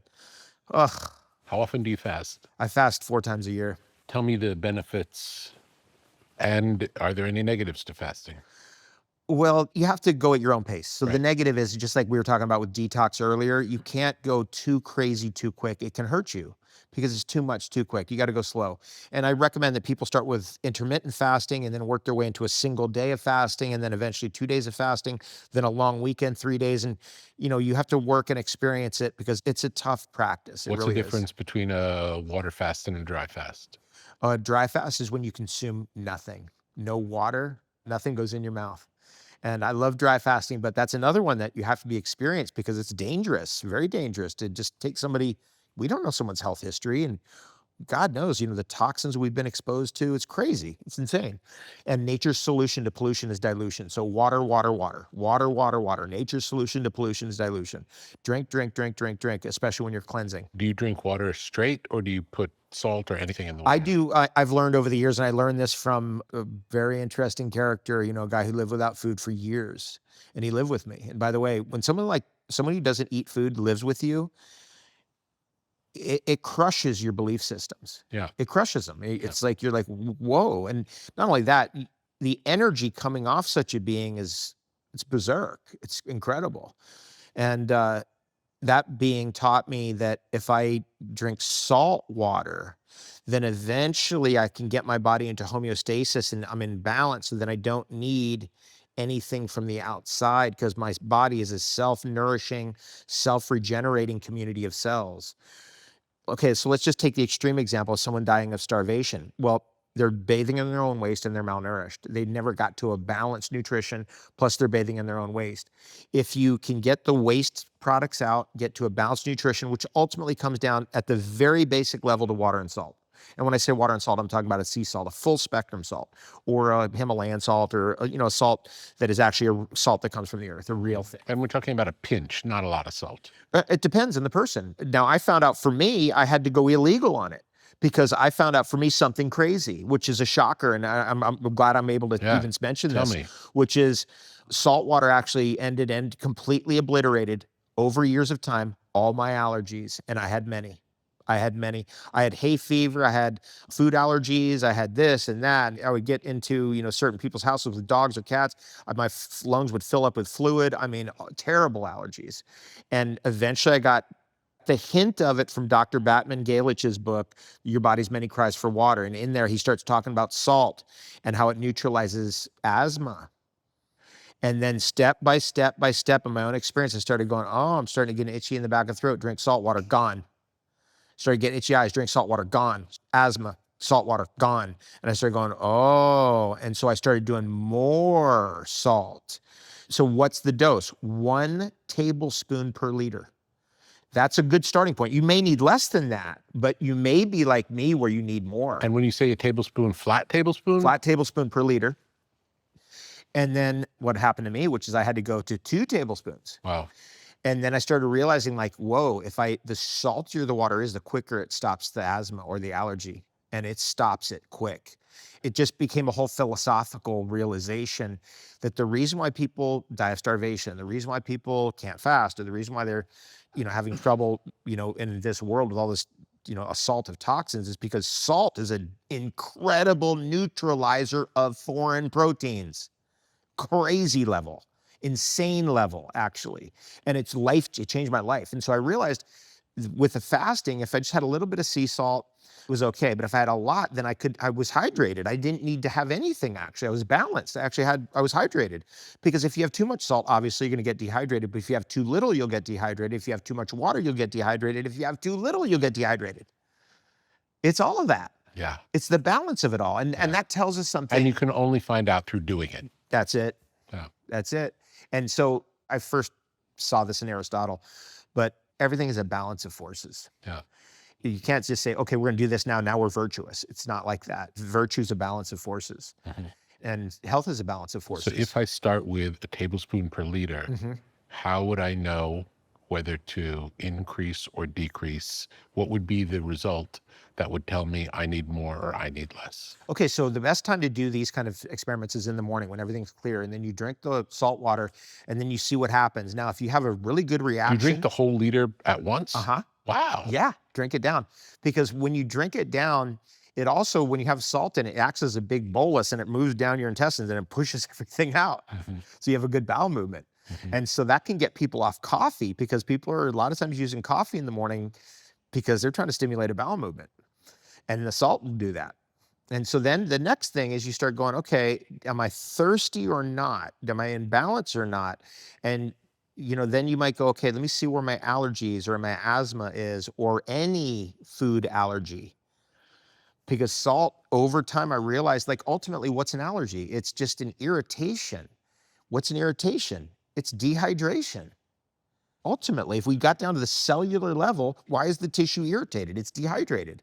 Can we rehydrate that tissue with just water? Not possible, in my opinion, because you need both. You need water and salt for hydration. Every creature on Earth has their own isotonic balance of water and salt, and it's different for every person too. I'm a desert dweller originally and a cold weather desert kind of person. So I just found out for me, it was way more sea salt and salt in general than I ever thought I could ever have. And, symptoms, for example, when somebody has like a runny nose or they have a loose stool, that kind of thing, low salt. Just like I was just thinking, I was helping my mom. My mom was having like this runny, constantly runny nose and irritation of the eyes, and just drink salt water, drink salt water. She drank the salt water, it went away. And she's like, you know what? My Russian doctor, when I was like 5 years old, told me to drink salt water. And the Russians, by the way, it's still part of their culture, this thing about the salt water drinking. Doctors today tell you not to use salt. Yeah, it's emblematic of our civilization. We got so whacked out that we actually were like, salt is poison. Yeah.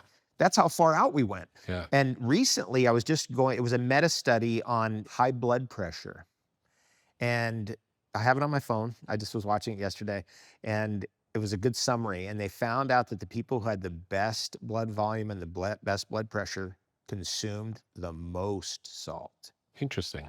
What an interesting thing. I was like, what a video. What the heck? What do you know? Do you use hydrogen peroxide for anything? I have. I mean, today I would use hydrogen peroxide mostly for cleaning things, or purifying water if I had to in a pinch or something. But I'm more of an ozone person when it comes to oxygen therapies. And actually, I'm firing up for my household right now. We're firing up some ozone for tonight. We're going to do ozone enemas. Lovely. That's what's coming up. But with the fasting, the key to fasting is getting all this stuff out of your bowels. You have to get emptied out because you crave what's in your intestines. When it's emptied out, it's easier to fast and you can go longer. I'm an Essene, so over the years, basically people are like, you're an Essene, here, this is your path. And part of that path is you have to fast on water I'm 55 this year, so I have to fast on water 55 days this year. What else goes into being an Essene? Well, we have an orientation towards the spiritual, right? So always spirit first and physical last, right? And then we also have an orientation towards the heart, that it's heart oriented, and it's also non-proselytizing. So the main thing about the Essenes is there's no proselytizing. Like you're not going to have somebody knocking on your door going, have you read the Bible? Jesus is here to save you, or what? We're not How doing did you that. get into, how did you become an Essene? It's because the Essenes in San Diego, they saw what I was doing and they're like, you're an Essene, you don't know it yet, but you are. And they just kind of put the information in front of me. And they proselytized you. And they proselytized me. And so I was like, oh, okay, interesting. And, it's not a pushy thing. They're not going to push it on you. Yeah. It's just like, you don't know it yet, but you're an Essene. Here, just look at this. And so eventually I realized that was my path. But the key is that this thing about the fasting and the prayer, that combination, that's crazy stuff. I just did a 35-day water fast. I did that in October, November, that's crazy stuff. Like I did not eat anything and I didn't even drink a lot of water for over a month. Yeah. Do you use baking soda for anything? I like baking soda and I do use it. I have consumed it. I like using it in cleaning. I like using it in my bathtub. I like using it in the fridge, of course. I'm not a super berserk baking soda guy. I'm more like in that department, I'm more of a charcoal guy, actually, activated charcoal. Coal biter charcoal is our charcoal. I love charcoal. Oh my God, it's another rabbit hole we could go down. We're on a septic system, right? We're in the jungle, we're on a farm. When you start putting charcoal down the toilets, it just cleans everything out. All the odor's gone, everything's gone. It just purifies everything. Charcoal is a neutralizer. Charcoal is a deodorizer. Charcoal is a cleaner. Would you eat it if you had an upset stomach, or would you eat it because you always eat it? I always eat it. Yeah. Daily? Daily. Daily. Yeah, I eat it. Today was a crazy day, but we kind of went berserk last night. Like last night we were playing music. I'm a drummer, so, I love playing real live instruments in the jungle, with our crew. Yeah. You talk about highs, there's nothing to be higher. It's like, so we work all day, then we go hit the yard, then we play music. It's the greatest high known. Then we'll have some tobacco, we'll have some mezcal, and then, like get up in the morning, I'll take 10 charcoals and I'm back to normal and ready to work. Great. Yeah. Do you drink tea? I love tea. What kind of teas? Medicinal mushroom tea, big. I'm a huge believer in medicinal mushrooms and mushrooms in general as a category of food for humanity. Let's talk about mushrooms. What do I need to know about mushrooms? Okay, so first of all, mushrooms are almost the Wild West of botany. There's probably, it's estimated about 28,000 mushrooms in Appalachia that are unnamed. That's a real high number, really high number. So there's a lot out there that's unknown, which is cool. And when we think about mushrooms, we think about magic mushrooms. And I think probably the first mushrooms I ever had were magic mushrooms. I consumed enough magic mushrooms in my life that I cannot consume any of those anymore ever. I have an intense reaction immediately. I had my fun. But what is magic mushroom doing? It's helping us with our elocution. It improves our cognition. It improves our wit and our capability of one neuron connecting with another. It changes our worldview and can actually heal us of some of the dangerous worldviews of like the materialism worldviews, which are dangerous to us, right? They could head us down a path of, oh, I've got the most, money or the most yachts or the most whatever. And that's not going to bring us fulfillment. It's going to, so it helps heal that because it shows you the magical world. It shows you, whoa, there's a lot more going on here than I thought. Then that eventually cascaded into culinary mushrooms, which is like, the button mushrooms you have on a pizza, which by the way are pretty darn medicinal and pretty damn good. There's some pretty strong estrogen degrading compounds in just Agaricus bisporus, which is the common mushroom you'd have on a pizza. Then it evolved into things like trumpet mushroom, boletes, porcinis, king boletes, oysters, ash boletes, and things like that. Those are phenomenal culinary mushrooms. And if you're living in a place, not here, but let's just say a place like where I'm at in Ontario, Canada, that's a big part of our diet because that's what's growing there. That's the food that's there. Now, then you go to the next category, which is the medicinal mushrooms, which are mostly, not always, but 99%, 95% at least, tree mushrooms. They grow symbiotically with trees. They come out of trees, both living and dead trees. And some, like reishi mushroom, which is the queen of all mushrooms, of medicinal mushrooms, can grow on a living and a dead tree. And it grows in every ecosystem in the world. Every ecosystem I've ever been in that has a forest has reishi mushroom in it, which says something, it means something. Chaga mushroom, which is the king, only grows in the circumpolar regions, of the northern hemisphere of the world, all around, from Finland to Iceland to northern Canada to Korea to China to, all of Russia. What a substance that is. I mean, whoa. Yeah. Chaga mushroom, these are, by the way, when you get into medicinal mushrooms, you're talking about immune system modulation. I do want to just point out and just say that it is possible to never be sick. You never have a cold, cough, flu, fever, anything. If you're on it, you have to be on top of your game, but it's possible if you're really on your game. And medicinal mushrooms are a big part of that game because they modulate immunity and they change your immunity over time. Your immune system, they inform and modulate and change your immune system so that a year later, 3 years later, 10 years later, 15 years later, you're a different person. That's from experience. I read those in those books years ago. I've now put it into practice for 20 years. It's a fact. Your immune system changes. When you get into the big ones, like the rishis and the chagas, those are the big powerhouses, and they have a big, broad host defense. They cover a lot of frequencies of different microbes that they defend you from. And when you add in some of the other ones, like the turkey tails and maitakes and Botulinus pictoporus, the birch polypore, that's a great one, another favorite, and Fomes fomentarius. And then you get other frequencies, and when you start putting all those together in a tea, like 10 different medicinal mushrooms, you're immune. You become immune, and it's delicious and it's glorious. Right now, I've got 2 medicinal mushrooms going. I got a Trametes and Phalinus gilvus from the jungle behind my house, and we picked them from there and then dry them out in the sun and then put them into the tea and put a few other herbs in there, and you're good to go. Onions and garlic. Love onions and garlic, but I'm more of an onion person than a garlic person. Garlic can irritate me and it can imbalance me. I think a lot of people are aware of that. Of course, the Vedic system is against garlic and onions for that reason. But I'm that guy who eats an onion straight. Yeah. Are you that guy? I'm that guy. I love onions. I love onions. Yeah. I mean, if you just think of like, the great spicy foods in the world, onion, peppers, what's life going to be like without those things? Tell me about the karma of foods. Food changes your karma. Like, I'm a vegetarian living on the mountain over here in the jungle. that's a certain karma. It's going to put a certain thing in my destiny. There's going to be certain things I'm going to be into. I'm not going to be out on the fishing boats in the morning because I was on those tuna boats when I was a kid, in San Diego. It's not my thing. Change your karma. Yeah. Well, your destiny, your fate. So, choose wisely. If you're, and like you're a qualitarian, right? You're a qualitarian. Absolutely.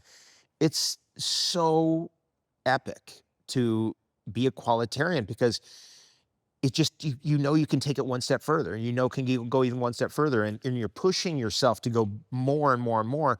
And in my wheelhouse, like this tobacco, Yeah. this stuff the quality of this is like, people smoke it and they go, dude, what's going on? Yeah. It's like that because it's smooth. There's nothing raspy about it. This is good, but if I was here just like right now, the batch that I'm drying right now is going to be better than this batch. Wow. Because I'm here, so a lot of times I'll pick at the last second and then it'll dry in my room when I leave. And when I come back, it's all ready, that kind of thing. But it's a little bit better when I'm there the whole time as it's fermenting, because I'm able to monitor it and get it perfect.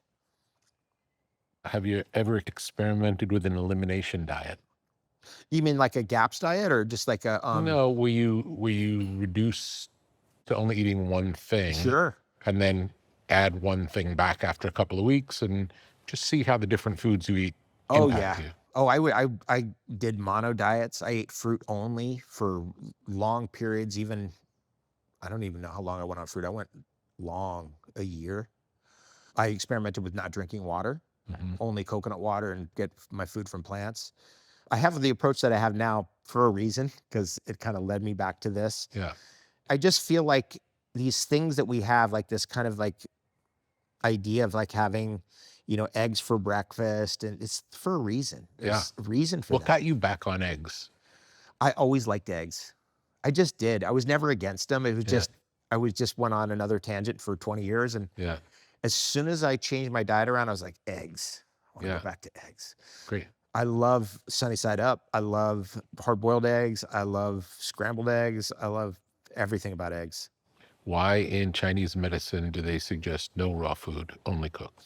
Well, there's the damp spleen idea. And generally, okay, so this brings us really to the question of like, I was a raw foodist for a long period of time, like 17 and a half years. I did it. I lived it.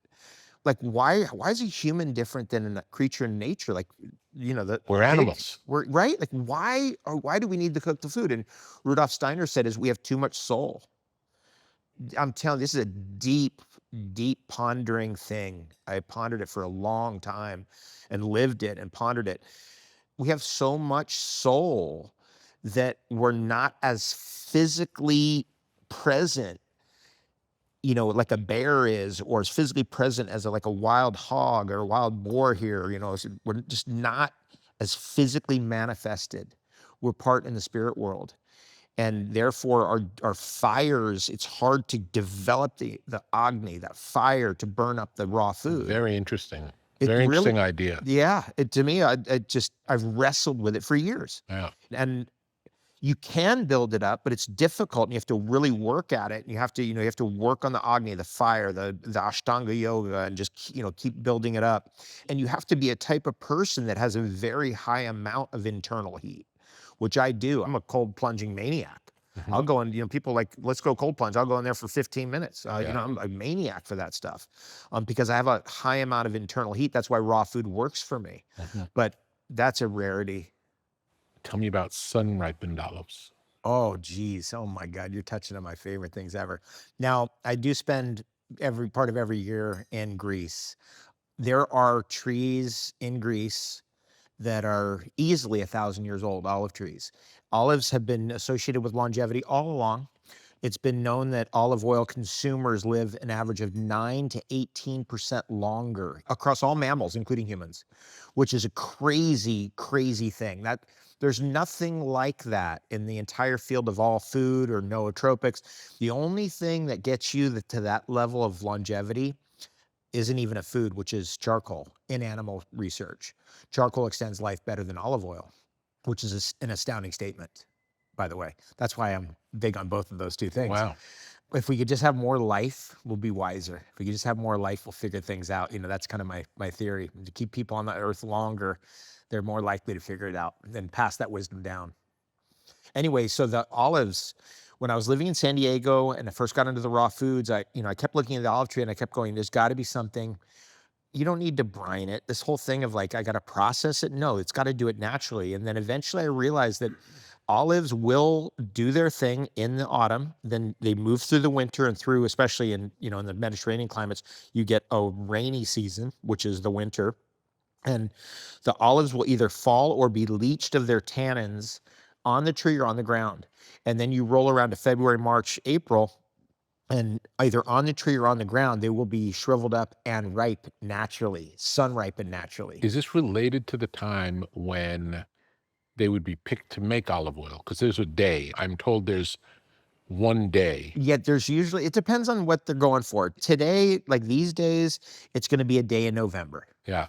And they're going after I would say generally unripe olives because they're higher in polyphenols and they have a little bit more of the oleocanthal and those kind of unique compounds, and the oleorubine, which is really good, by the way. Oleorubine, geez, is that an important compound because it's an aromatase inhibitor. So that's my number one thing for breast cancer.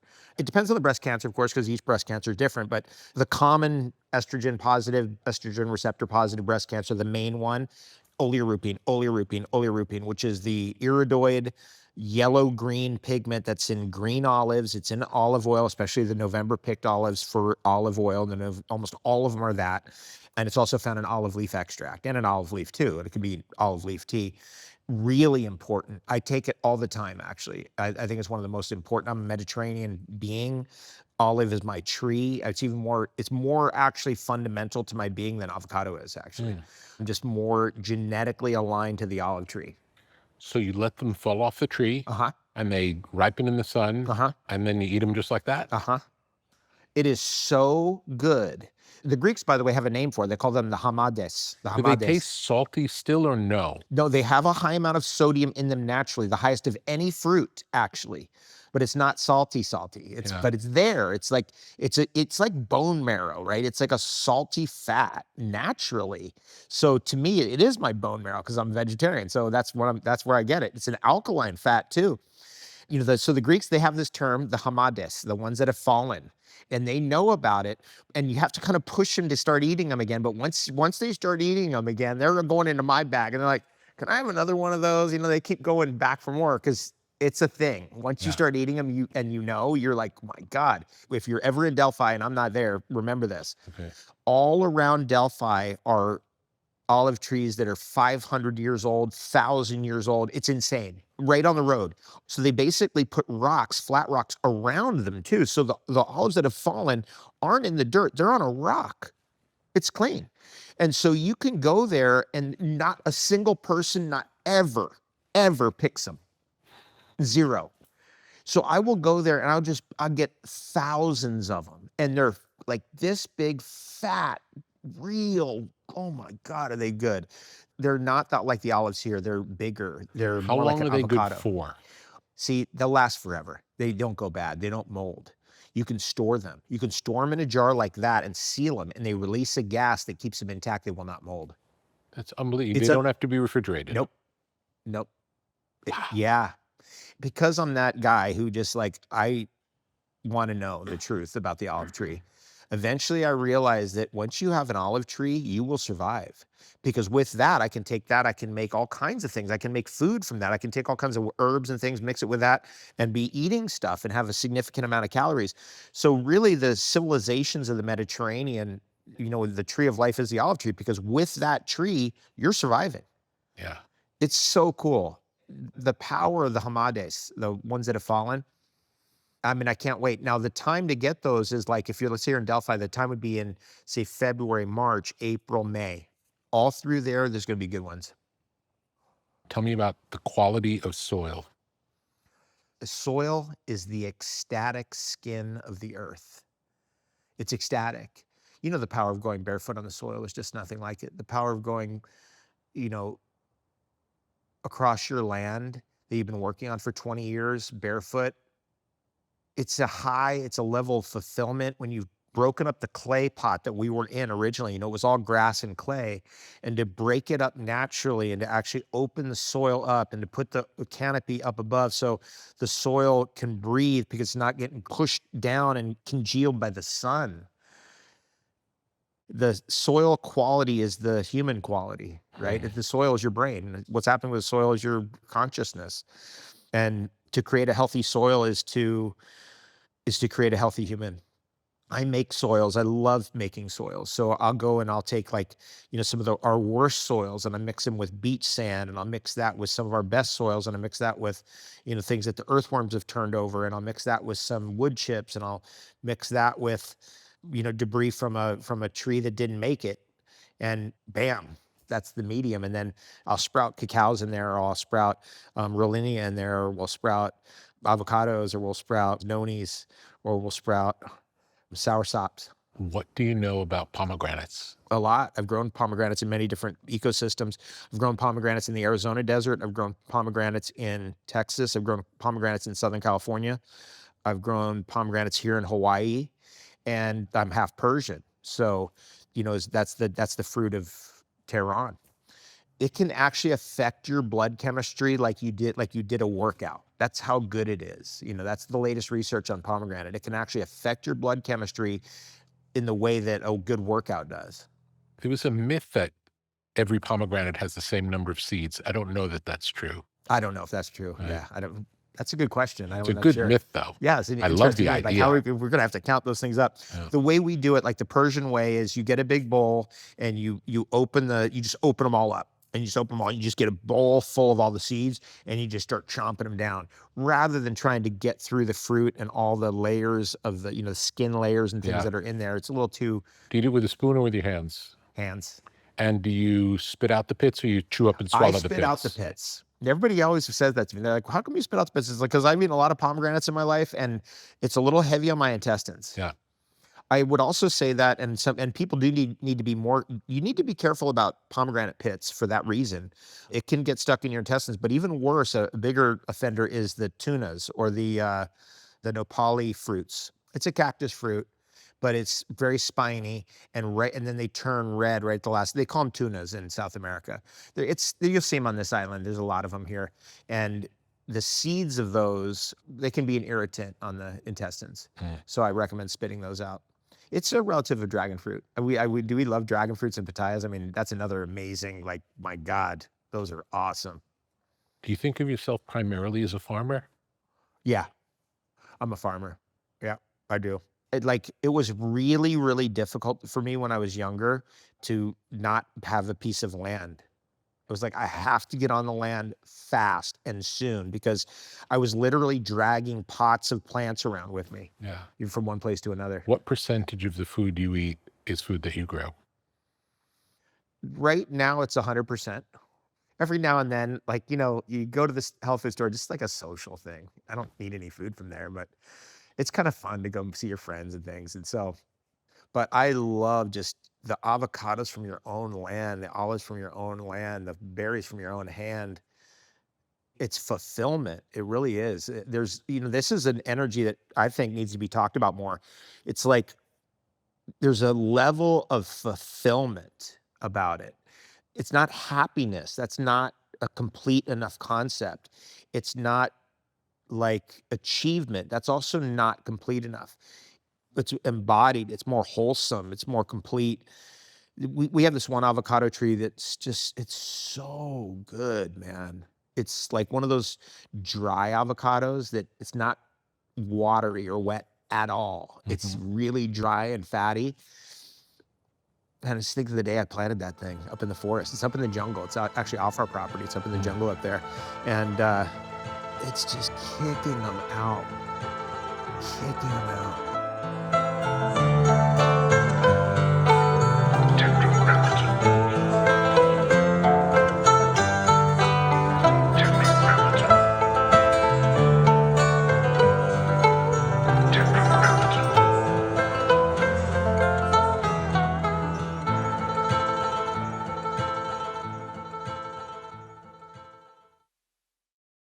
Essene is a new podcast on the Tetragrammaton Network.